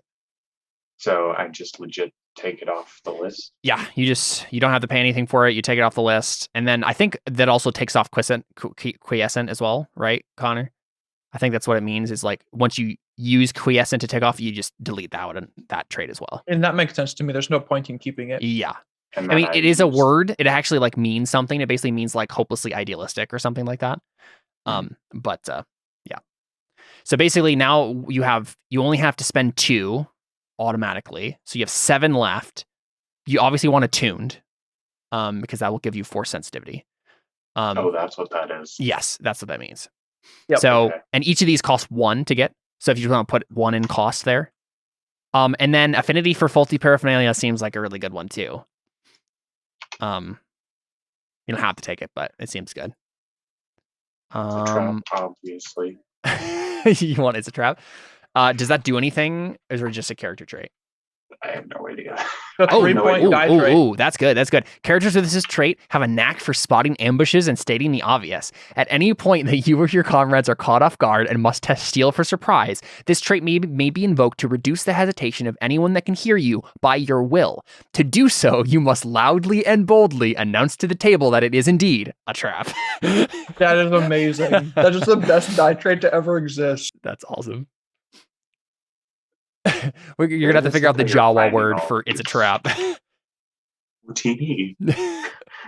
This whole time. Lance is just gonna say "Utini" over and over and over again for anything. Houdini! You just say "Utini" and you're like, "Yeah, I just I gave you a paragraph on the Force and my philosophy behind it." Exactly. It's all with the inflection. It's very complicated language. It really is. Okay, I want condescending. No, I don't. I don't know what I want. Yeah, so if you look around at those traits, page? Chad, and you see something that like would be a Wookiee trait, you can tell me, and we can add that as well. Can you Booming tell me voice. what page Yeah. the traits are on? Because I have no idea. Yes. So the I'm traits, on 91. traits start at 90, at page 90. And you said because I'm another, I can choose whatever I want. So because so there's actually different rules for that. Let's take a look. I think Belligerent. You're to the bees. There's so a lot of these. yes, there are. So it's basically you automatically get the alien trait, and that is 0 points. So anyone can take it as long as they're not getting I empathy or just put that hatred. in there. Oh, you beat me to it. There you go. So you have the alien trait, which means you can you can test otherness to automatically gain a needed skill. So you can just like give yourself a skill with this trait. Yes. With this, Dude, So otherness attribute. is so broken. I feel like being an basically- alien is more powerful than being a Jedi. So basically, in D&D terms, this is the bardic skill to be able to be good at just like any Everything. skill that, Yeah. As long as you can make an argument that a Jawa would be good at it, you can. But you have to make a test. Is the idea? So and so what typically happens is you'll make a test on this attribute, and if you fail, then I'm like, I think it's maybe slightly different than what you were thinking, and maybe you get something that's not quite what you were thinking, or I just say that doesn't make any sense. No. So Well, you'd probably say that doesn't make any sense. No, before they rolled for it. also but true. Yeah, that's that literally So- that's an insane ability. And then the more you use it, it diminishes. So it's harder to gain those attributes or traits or whatever later in the game. Because the idea is But- like you've shown us enough about being a Jawa that we basically know how someone is a Jawa. So it gets harder and harder to surprise us with new things about Jawas. Yeah. So the way it works though is a player's otherness attribute begins at exponent 10. Before choosing life paths, you will take on additional traits which will define your alien nature. These traits will set you apart as different from humanity, and some of them will increase your starting otherness attribute so that it can be defined more in play. So you choose the traits child of a blank culture and native of a blank world. So we'll do that in between today and next week because we're running out of time here. So I'll work with you guys in between to figure out those traits. Can I take haunted by luminous beings? As a Wookiee trait? I just took that as well. No, just as a trait. Well, if you want life is death, that's 2 points. No, I don't want that. I canceled that. Well, you could take life is death as a Wookiee trait. I feel like that'd be something a Wookiee would have. Yeah. No, I don't want it. You don't want it? Okay, that's fine. Yeah, you can with one of those trait points. You can choose that if you want. Connor has also chosen that, so you can both be haunted by Force ghosts. That's kind of cool. Okay. There might be different ghosts. One of the ones that was haunting you, Connor, kind of latched onto Chad instead. Interesting. I need one more. But yeah, so then you have 4 trait points left, Lance, that don't have to be related to your alienness. Yeah, I'm trying to see if there are any cool ones for 4 points. Yeah, that's probably a good way to look at it first. What would mystical be?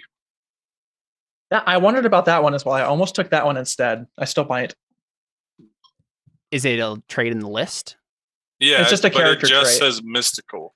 Oh Yeah, yeah, it's just a character trait. It just means that you're mystical, like based on the definition of the word. Like But in how? what sense? Kind of Like what will you let us decide? What will you let us decide if we're mystical? That you're mystical. I mean, it's a character trait. So you can't get bonuses for it. Is the idea? It's just something that's true about your character that other people perceive about you. You can get it. It can get you into trouble. Okay, good point. What if I take? Can I have scruffy looking, but as a Wookiee trait, not as one of these traits? Sure.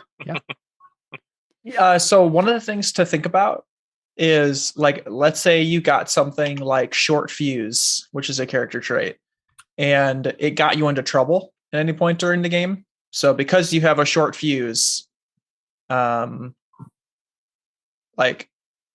or like being unlucky was a trait in something. I don't know if it's in this one too. It's in Burning Wheel. But, like yeah. if something unlucky happens to you, you get a fate point at the end of it. Oh, it's in this one too.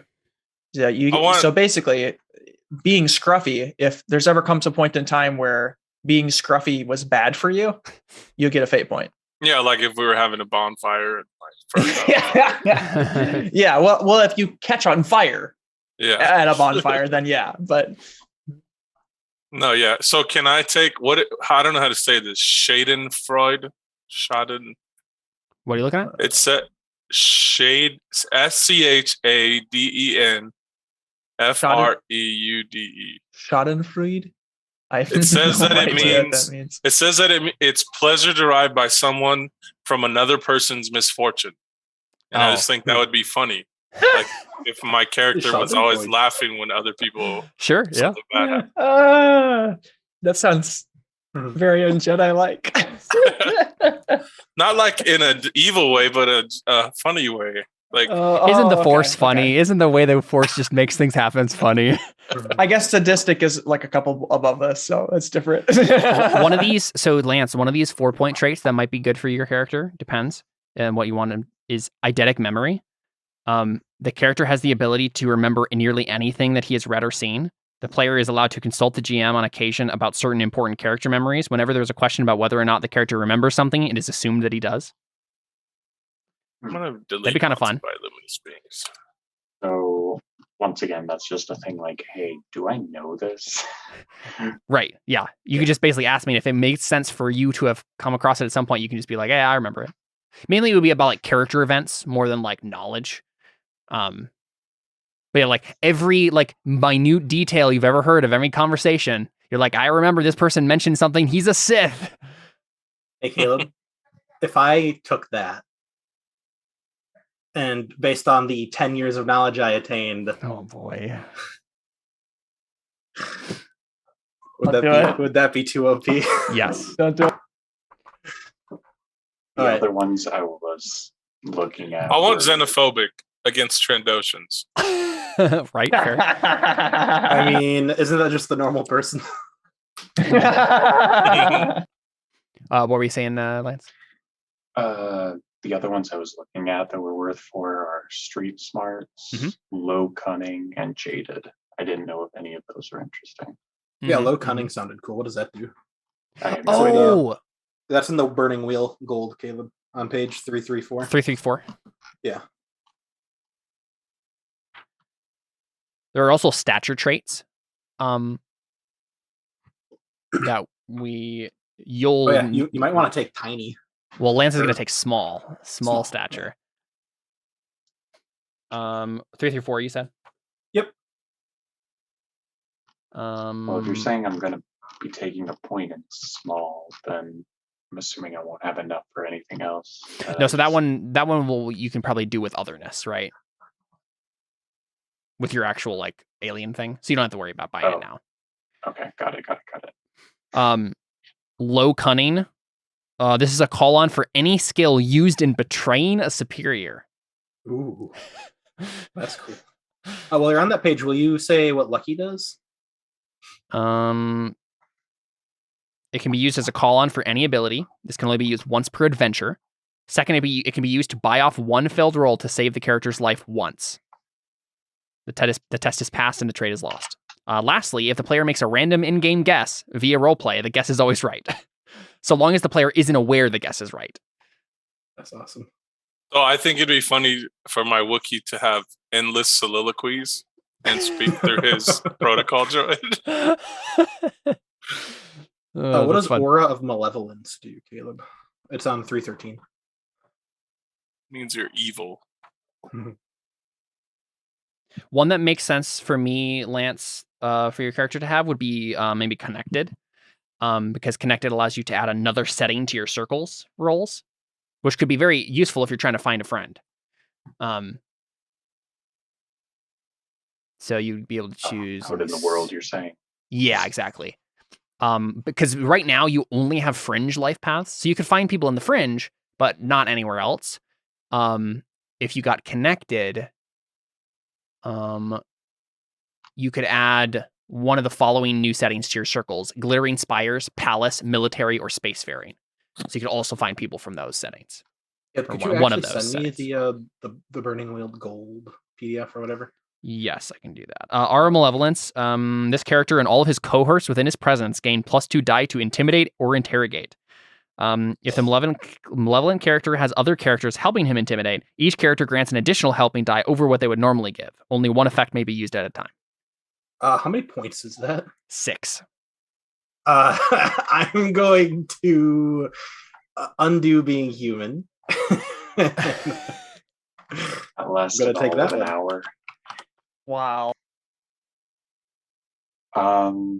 So if I went with connected, basically I'm tricking people into think that I have connections in that. So the description space? says this character has connections that belie his station. So basically, like, Okay. you managed to like make connections in despite the fact that you lived in the desert your entire life. Yeah, I'm looking at these and I'm like, I don't know which The one of that makes these- sense is spacefaring, right?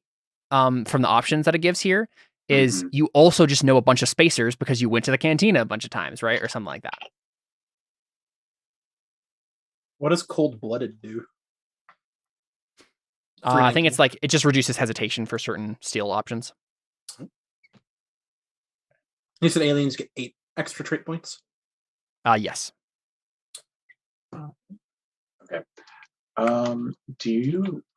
Can I just start listing other things that I think I should get skills on with my otherness now, or do I do let's- that in game? Yeah, I know a lot of it's in game. I think there's a couple of things that we have to do beforehand, but we're also running out of time. I mean, I'm fine with going however long you guys want to. I just know that it's very late for you, Lance. Oh, not long. So one thing, let's do this real quick. So Iron Grip is a call on. Actually, no, I can just do all that later. We don't need to write that all in. I'll do that later. The only other things that we have to do here are first health and steel. Otherness will be in there as well, but we'll figure that out later. So there's a couple of questions I need to ask both of you, all of you guys. So, Chad, I'm going to direct you to the 7th step of this real quick. Okay. For health and steel. I'm going to ask a couple questions and you'll increase or decrease that number based on the questions. So, questions are for health. Does your character live in squalor and filth? No. Doesn't sound like anyone does. Is your character frail or sickly? Nope. Has your character been tortured, has your character been severely wounded in the past? Nope. Yes. So you subtract 1, Connor, from your health. I'm pretty sure if you're a knight, you're required to have that because you have a disfiguring scar. Yep. Yeah. So do you see there where it starts at the average of will and fort, Connor? Yep. So I And put then you- down to 3. Okay. Right. Yeah. Has your character been tortured and enslaved? Okay. Is your character athletic and active? Yeah. No. If you are, then you add 1 to that health. To health? Does your character live in a really clean and happy place like the hills and the Sound of Music? Okay. I'm going to argue that I do Jedi because Temple. I live on Tython. Yep. Okay. Yeah. I agree. You can I have was live looking on at these Tython? before and yeah. I think So Well, are- technically it's a speaking, great I place. used to live on Tython and now I'm going to Tatooine. but you have a house Which there. is also a lovely place. And I don't own property, no, but So Glittering Spires is like a castle, right? Glittering y- Spires means like affluent parts of society, basically. So I was living there as a peacekeeper. So I mean, depends on where you. It could be any planet necessarily, but I was on Naboo. sure, yeah. So do I add 1? Overly I clean and would happy argue place like yes. the hills and Sound of Music. Yeah, that sounds right. Yeah. Yeah, it doesn't sound like Jared or Lance has No, does that. not in the deserts of See, Tatooine. I I'm- mean, I've got I'm 120 some resources. I could be living in. Yeah, I have 120 resources. I can live wherever I download. Wait, Please. really? How? Dark Lord of the Dude. Sith, man. I only have 74. 75 resource points from that one. I only life got 67. path. You're He broke. got more. He got more resource points in one life path than you got in your entire 4. You do realize I only have 26 resource points. Oh, my. no. That's insane. Holy cow. Okay, Yeah. next question. Burning Wheel is not a balanced game. It's not meant to be. So next would be Steel. So those are all the health questions. Okay, so In the little in never mind. parentheses. could you send me the PDF because I got lost halfway through that because I I didn't add my health and fort together. Or my will and fort. Does the character live in squalor and filth? No. Is the character frail or sickly? No. Was the character severely wounded in the past? Yes. Subtract 1. Subtract 1. Has the character been tortured and enslaved? I don't think so. no. Not quite. mean, Not quite. the And then holocrons. is the character athletic and active? You add 1. Yes. And does the character live in a really clean and happy place like the hills and the Sound of Music? Oh, you know what? He got all that money, baby. So are you going to buy like a ship? We'll see. But well, but yeah, that's I not start a, with, that's not a happy place though. Yeah, I mean, you need to like actually live in like a palace or Jedi temple or something like It'd that. be like a fancy So ship. the thing is, Jared, I don't think you have this. You are literally living as like a drunk bounty hunter right now. I don't think you Gotcha. qualify for this. Okay, fine. 9 health is fine. What? Jared, you do not have 9 health. I do There's have no 9 way. health. There's no No. way. There's How? Answer the- My starting fort is 6. Right, No, but it's you starting answering average those of questions will and can only fort. go up to by 2. Yeah, you have What do to you mean? divide it by 2. Will Wait, plus what? fort divided Yeah, by no, 2. my will and fort are both 6. So It's yep. so he's you have right. 8. So you have But yeah, 8. you have 8, not 9 or 10. Wow. yeah, Because you it have only 8. goes up by 2. You have Yeah, 8, you dude. miscalculated that. Health is black shade unless both will and fort are gray. So yeah, it's black shade. Sure. Yes, it's so Oh. 8. You have 8 health. Okay, Steel. So then Steel, the questions are, has the character taken a conscript, soldier, bandit, squire, or knight type life path? Obviously, this is for a fantasy setting, but Jedi counts here. Yes. Jedi counts in Yeah, this so one. Yep. Lance wouldn't get this, but everybody else would. So add I 1 was to your like, Steel. Do I? No, you're not. You didn't actually take a life path for it. So At this point, I have 3 health. That's fun. Well, you're we're a actually Jawa. we're actually on to Steel now, Lance. I just wanted to make that known. Yeah. Oh, okay, yeah. Has a character ever been severely wounded? If your player was a Jedi, you raise Steel by 1. No. So yeah, so Connor and Jared both get to raise your Steel by 1 for being wounded. So their health went down for that too, though, right? Yeah, their health went Yeah. down, but their Steel goes up. Yeah. Has the But character? Jared doesn't get that Steel because he didn't take 1 off of his health for that. It did. Then you would have 7. Then you'd have 7. Wait, Yeah, then what? he does Okay, 7 health then. okay. So you we're start gonna with have to- 6. You start with Yes. 6, and you chose athletic and active, Yes. and Oh, so Oh. the no, yeah, you definitely okay. So start with 6. You were Okay. severely wounded, so you subtract 1, and you're athletic and active, so you add 1. So it's 6. but you asked so many questions for health. Yeah, There but only was 2 are positive. Oh, okay. I thought I was Yeah, adding 1 no, for each. no. no, So, yeah. Okay. Your health is That 6. makes more sense. I Okay. So for Steel, thought then that was bogus. has the character Yeah, has the character ever murdered or killed with his own hand more than once? More than once. Yeah. Yeah. Okay, then you raise your Steel by 1. I mean, yeah, you guys were both Padawan Oh, yeah, in the we're both military Jedi life Knights, yeah. path, and Jared was a Sith. So, Yep. Lance, Mhm. I assume this is not true of you. I legitimately didn't hear. I was Oh, you're good. not listening. Has the Don't character worry, I missed a few of these as well. has your character ever murdered or killed with his own hand more than once? I don't think so. Yeah, I didn't think so. either. Has your character been tortured, enslaved, or beaten terribly over time? I don't think anyone answered for that, so we can move on. No. Has the character led a sheltered life free from violence and pain? I don't think anyone has. In the temple. Yeah, but then you were a Padawan in the No, military yeah, settings. yeah. Yeah. Has the character been raised in a competitive but non-violent culture? Sports, debate, strategy games, or courting? This one I wasn't sure Jedi. about. Because being a like raised as a child devotee, that technically qualifies as that, but I wasn't sure if like because the rest of my life wasn't like that, but I was raised like that. I don't think being a Jedi is like super competitive. If you're Not attuned really. to you raise steel by 1 as well. Wow, yes. yeah. Yeah, so Okay. if you're attuned, you raise steel by, so everybody can raise their steel by 1 automatically for that. Sure. And So if you've everybody's taken attuned. the Padawan life path, you can add 1 to steel as well. Are No, you that's my for me no. as well? That was for this. That I already went through that category. Oh. That was the Oh, Knight really? type life path stuff. That's Yeah, what. why they're- don't they have all the questions in this book? Yeah, So, they're just- Caleb, do I increase my steel by 1? You increased it by 1 for Yes. having attuned. Yeah, Okay. basically because you have the Force, you have more steel.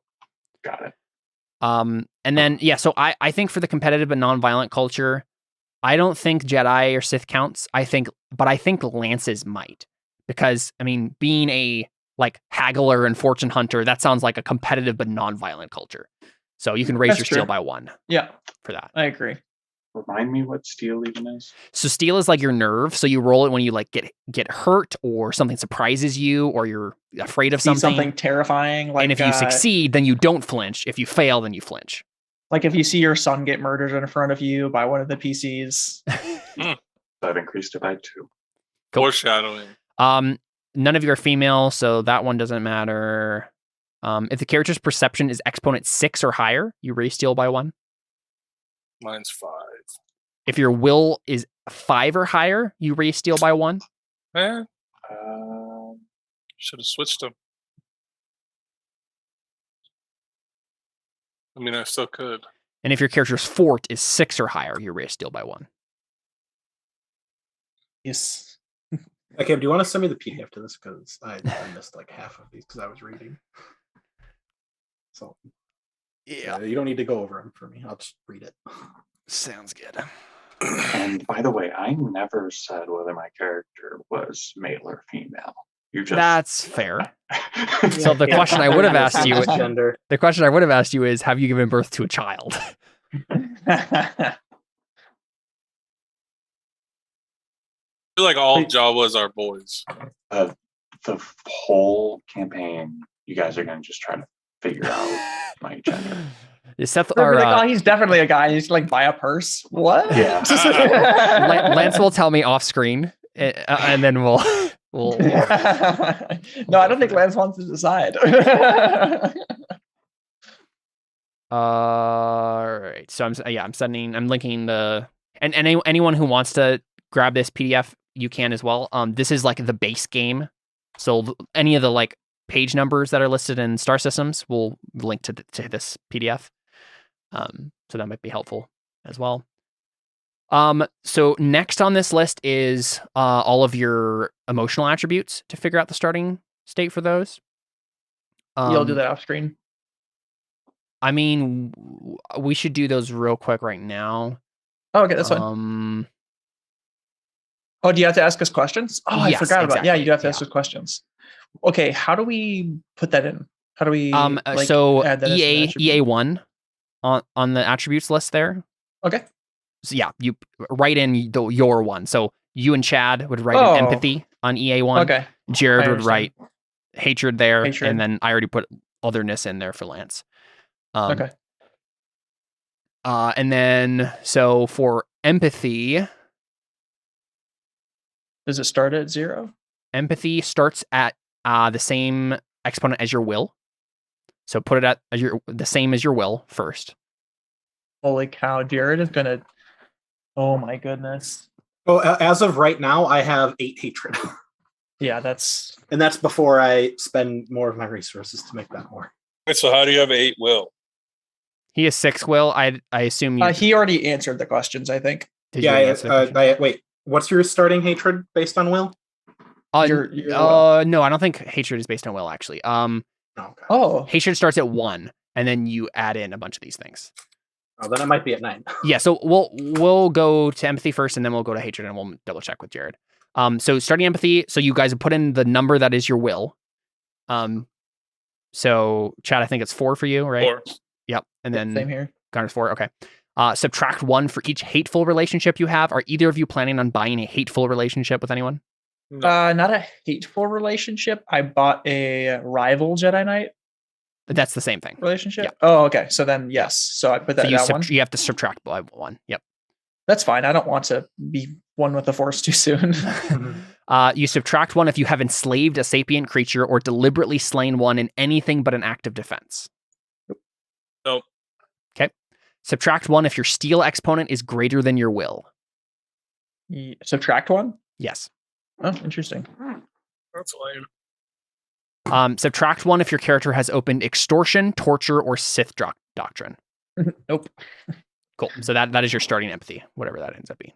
Wait, really? That's it? Mhm. Oh, wow. I have a 2 empathy. Yep. I have 3. That's right. Seems It'll weak. increase fast then. And then hatred. So Jared, it starts at 1 for you.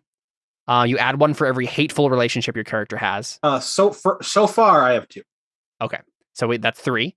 Add 1 if you have committed murder. Yep. Add 2 if the victim was your mentor, guardian, family, or close friend. Yep. They don't stack, so it's Wow. the same thing. So you're currently at 5. Mhm. Add 1 if you have a relationship with a character who has betrayed you or you sincerely believed they did. Yep. So 6. Add Have 1 or had? have. So he's dead, isn't he? That's what we think. Oh, okay. I understand. Add 1 if you have been tortured, enslaved, or suffered a disfiguring wound. Yep. Disfiguring wound. I got that through Jedi Knight. Hatred of 7. Add 1 if you've deliberately tortured, enslaved, or disfigured another creature. Yep. 8. Add 1 if you have opened Sith doctrine. Yep. 9. So Jared, I'd just like to. Oh, you're gonna gratiate this. That's what it was. Yeah. Okay, I was like, you're 1 away from like. So what happens here, Like Lance? is gratiated 4? for empathy and hatred, if you reach exponent 10, then you can't play the character anymore. Like for hatred, you like get killed by your apprentice. And for empathy, you become one with the Force. So these are like ticking clocks for these characters. So luckily, Jared can shade shift his hatred, which basically means he makes it a better stat by like lowering it by 5. So yeah, now it's out of 4. But now it will advance faster than it would have otherwise. Yep. I don't think this character is going to last very long. And then otherness, the way otherness works for you, Lance, is there's a bunch of stuff that it can do in game that I'll send you a PDF, or I'll point you to the point in the PDF where it talks about this. But it starts off at 10, and then you choose Make up things. 2 traits. Let's see. Each trait you take will diminish your otherness to a certain degree. Yeah, here we go. Start with B10 otherness. The total trait point sum of all traits taken, aside from your 2 free starting traits, is divided by 3 and rounded up. The result is the number of dice removed from your starting otherness by traits. So I have to choose another trait other than short. So for free. the 2 traits that you get for sure, that we could probably at least decide the name of right now, is you get child of a blank culture and native of a blank world. So for example, child of some sort of adjective that describes how Jawas are.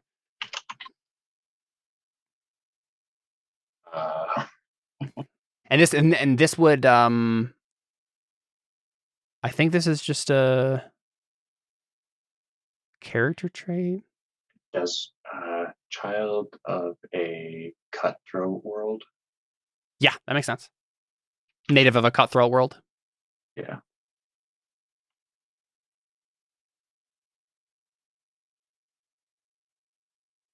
Well, wouldn't it be child of a cutthroat culture, native of a desert world? Or something like that? No, the culture we've established the culture is not cutthroat. It's That's true. competitive, but not That's fair. but not like dangerous. Yeah, so I mean, up to you what you think would describe Tatooine in this instance in terms. You guys just tell me what to type. No, well, it just depends on. This totally depends on you, right? This depends on what you want Jawas to be in this setting. Mhm. Like for Jawas, what kind of culture did you grow up in? You're a child of a what kind of culture? Nomadic culture would make sense for what I know of Jawas. I was thinking scavenger. Yeah. But Yep, scavenger culture makes total sense. so, child of a scavenger culture. Yeah. What was the other one? And then is native of a blank world, so it just describes something about Tatooine. So it could be desert, or it could be something more esoteric about Tatooine.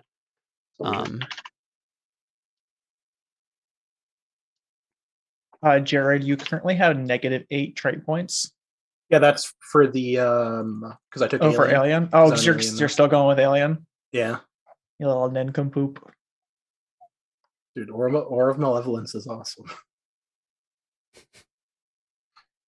Not being an alien is so really punishing. So You have 7 Guess in swords. certain places. It's where do desolate. lightsabers and resources? Oh, military resource. Yeah, those are 20 resource points. Yes, Where though? I lightsabers. don't see that. Yeah, It's not in they're the not. book. They're not in the book. They accidentally left it out. The most important thing. Yeah. So I literally talked to the creators today about that, and they were like, "Yeah, it's very embarrassing. We know." Okay. Before I get yelled at later, hmm I'm calculating my steel is 9. What? How? So I have been a soldier. That's the first one. Yep. So that's 1. Mhm. Has the So character it's a- ever been severely wounded? If the player was a soldier, knight, whatever. So I Yep. have the trait for it. So that's 2. Yep. So you're 5 steel. Yep. Has a character ever murdered or killed by his own hand? Yes. Mhm. So that's another one. Yep, 6. No torture enslaved. So that's no change. Mhm. I haven't lived a sheltered life. Mhm. So that's no reduce. No raise at a competitive but non-violent one, so that's not a raise. Mhm. If is the character gifted or faithful or an equivalent, that's Yeah, tuned. Yep, so 7. my perception is not 6, so that's Okay. not anything. Mhm. My will is 6, so that's 1, and then my fort is 6, so that's another 1. Ooh, dang. Wait, you get a plus if your perception is at 6? Yeah. Oh. 6 or higher. Yeah, you have 9 Oh, I steel, have to dude. buy a protocol droid. That's crazy. 16. I have 8 steel. Nice. Wow, that's Are we allowed to gray shade those or no? I think so. That's fine. That reduces it by 5. Yep. Mhm.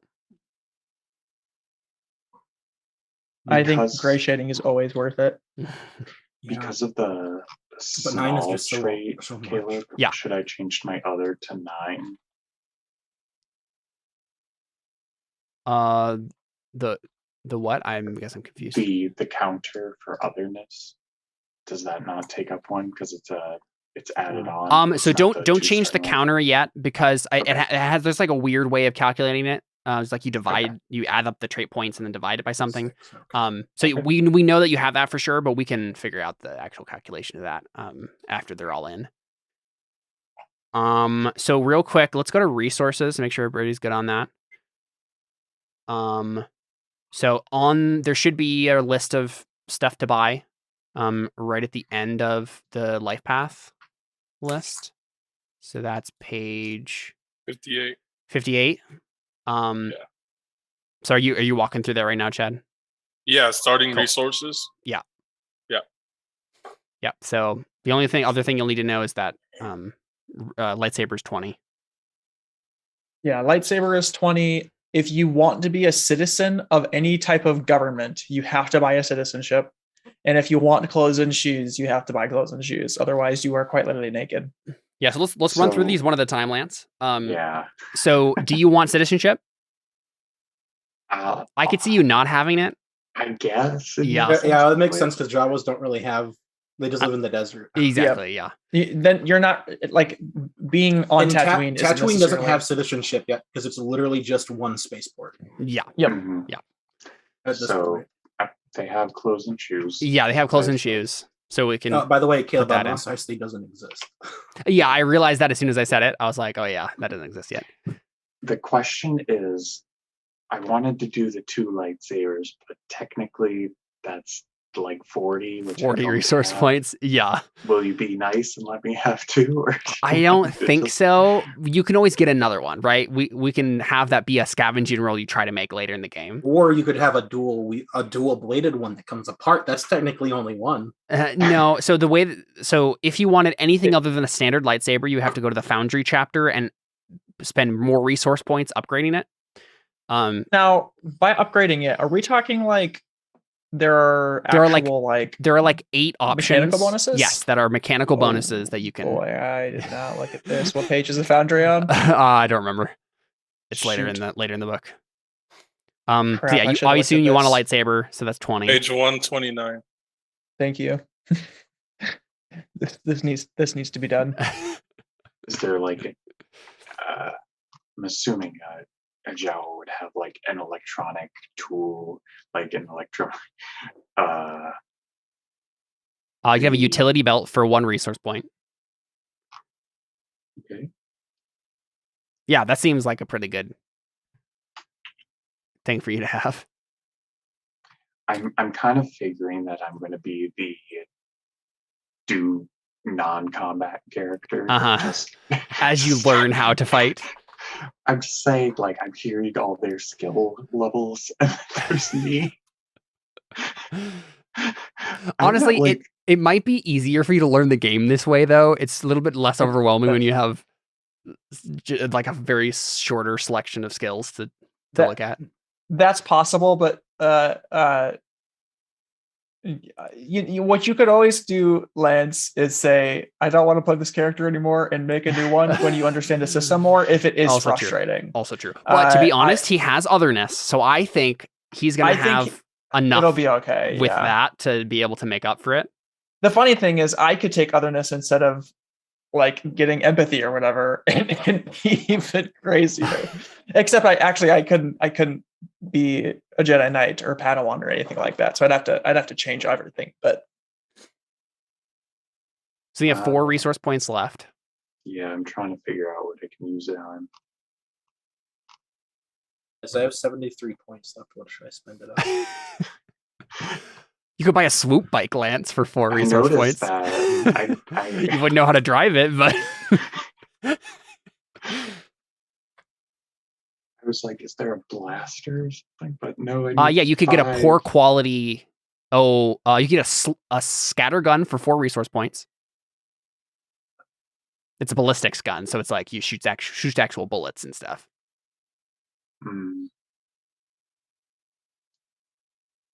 I don't see anything about lightsabers in the Foundry. It's just general. It's just apply it generally to what you could do with it to a lightsaber. I could have a lightsaber that shoots bowcaster blasts out of it. In theory, yes. Yeah, Lance. I think it just makes sense that have a scatter gun would have some kind of gun on them. Yeah, that makes sense to me. You're going to be rolling some bean learn tests on that as you shoot it, but sure, it makes sense once I know the game. Yep. Works. Let's see. I think Jared, have you looked at the Foundry yet? You start off with a 0 in resources and a 2 in circles. And I think that is it for that stuff. So there's a lot and I don't know what it does. Yeah, real quick, let's talk about this. So I think we probably just call it here and let you guys fiddle around with stuff. Yep. Until next time. Couple things to be thinking about between now and then. Lance and Chad will talk alien traits and figure that out between now and then. I'll just be messaging you. We can add some things and figure that out. The thing to be thinking about besides that is beliefs and instincts.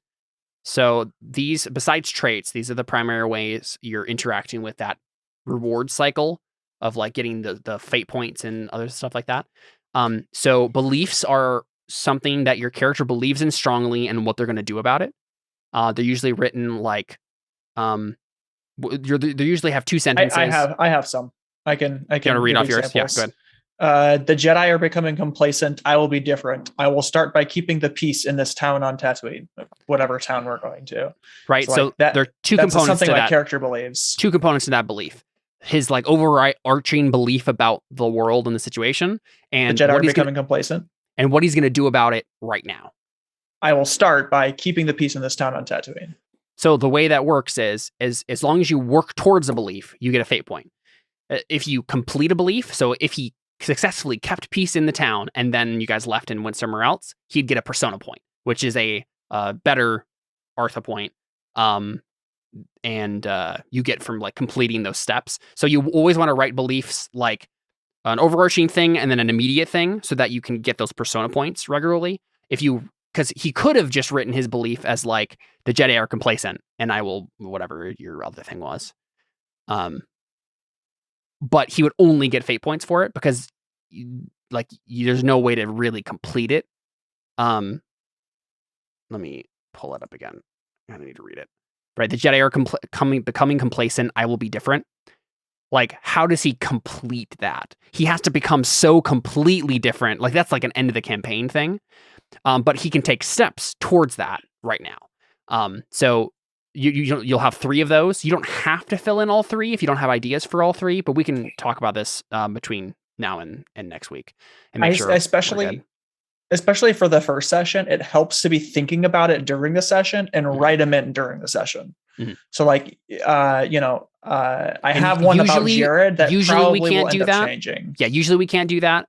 But for the first session, I'm totally fine with you guys like being fast and loose with them as you figure out the character. But typically you can't change them mid-session because we read them at the beginning of the session and at the end of the session. And so it's part of it's like giving an idea to me as a GM of what to challenge for you guys, what obstacles to put in your way, what things you care about. So you'll have 3 of those, 3 things you care about and what you're going to do about it. And starting situation, you guys are going to be attacked by Sith, and Jared's character knows where Korriban is. And so you might not have all 3 right away because the situation kind of has to solidify itself and your group has to solidify it before you'll know. But at least having 1 is good. And then same thing for instincts, at least having 1, but you can have the 3. And instincts are basically something your character does without thinking about it, and that could get them into trouble, or help them depending on what it is. So for example, if you have an instinct that says always make sure I'm armed, then I as the GM can't just say, aha, you don't have a blaster. You'll always be armed unless I make a specific point of like having an NPC search you for hidden weapons and like take away all your weapons. Other types of, so Connor has an instinct that says always carry my lightsaber, right? So I can't. As soon as you said that, I was like, oh, that's a good idea. Yeah. Right. So he'll always have his lightsaber unless we make a specific point of saying like, oh, you failed this test. You drop your lightsaber into the chasm, right? I also have an instinct that says I can never turn my back on those who need my help. Yeah. So if anytime there's somebody who like needs my help and it gets them into trouble by going after the instinct, then they'll get a fate point for it. And then by going against the instinct, I get what? So you can go against the instinct, and sometimes those will give you mold breaker rewards, which is a persona point. So it depends though. It has to be more dire stuff, voted. And it has to be like a little bit of buildup has to happen to it. So if you did it right away, we're not going to give you something. But say a character has, like, say, I can never turn my back on those who need my help, and Connor's been working towards this the whole time, and then like say he has a belief about like pursuing a Sith Lord, and he comes to a situation where he either can help someone in need or he can pursue the Sith Lord. Either way he chooses, he'll probably get a mold breaker award because he has to like. That's a difficult decision, and if he plays out the inner turmoil and like shows us that in character, then he'll get a reward by like having those things conflict. So a lot of the game is literally like your beliefs, instincts, and traits informing your role playing, and then me setting up situations where you'll have to like where those things might conflict with each other and seeing what you care more about, and that'll give you rewards in the game. And as we go. So instincts are written as always, never, or if then statements. So, if something happens, then I do blank. Always do blank, or never do blank. So anything your character would do, like, so for example, for you, Lance, always be on the lookout for scavenged materials, right? Something like that would be perfectly fine. Because then you can also say, let's say you had that instinct, and then you come into a situation where you need to like jury rig something to, or you need like a particular item to get past something. You can just say, hey, I'm always scavenging materials. Can I make a like retroactive scavenging test to just say I picked this up on the side of the street while we were walking along? Right. That's just something an instinct can do. So, yep, those are all ideas to be thinking about for next time. But let's go ahead and call it there. It's getting late, and I don't know what you're talking about. But yeah, it sounds like we have some really excited players who are digging deep into the system and trying to figure out what's going on. And I'm excited to start playing next time. But yeah, we'll any questions you guys have, feel free to shoot my way, and we can make sure your characters are all ready to go for next week. Sweet. Cool. All right, this has been episode 0 of Lords of Hatred. We'll be back next week with some Star Wars action. Adios.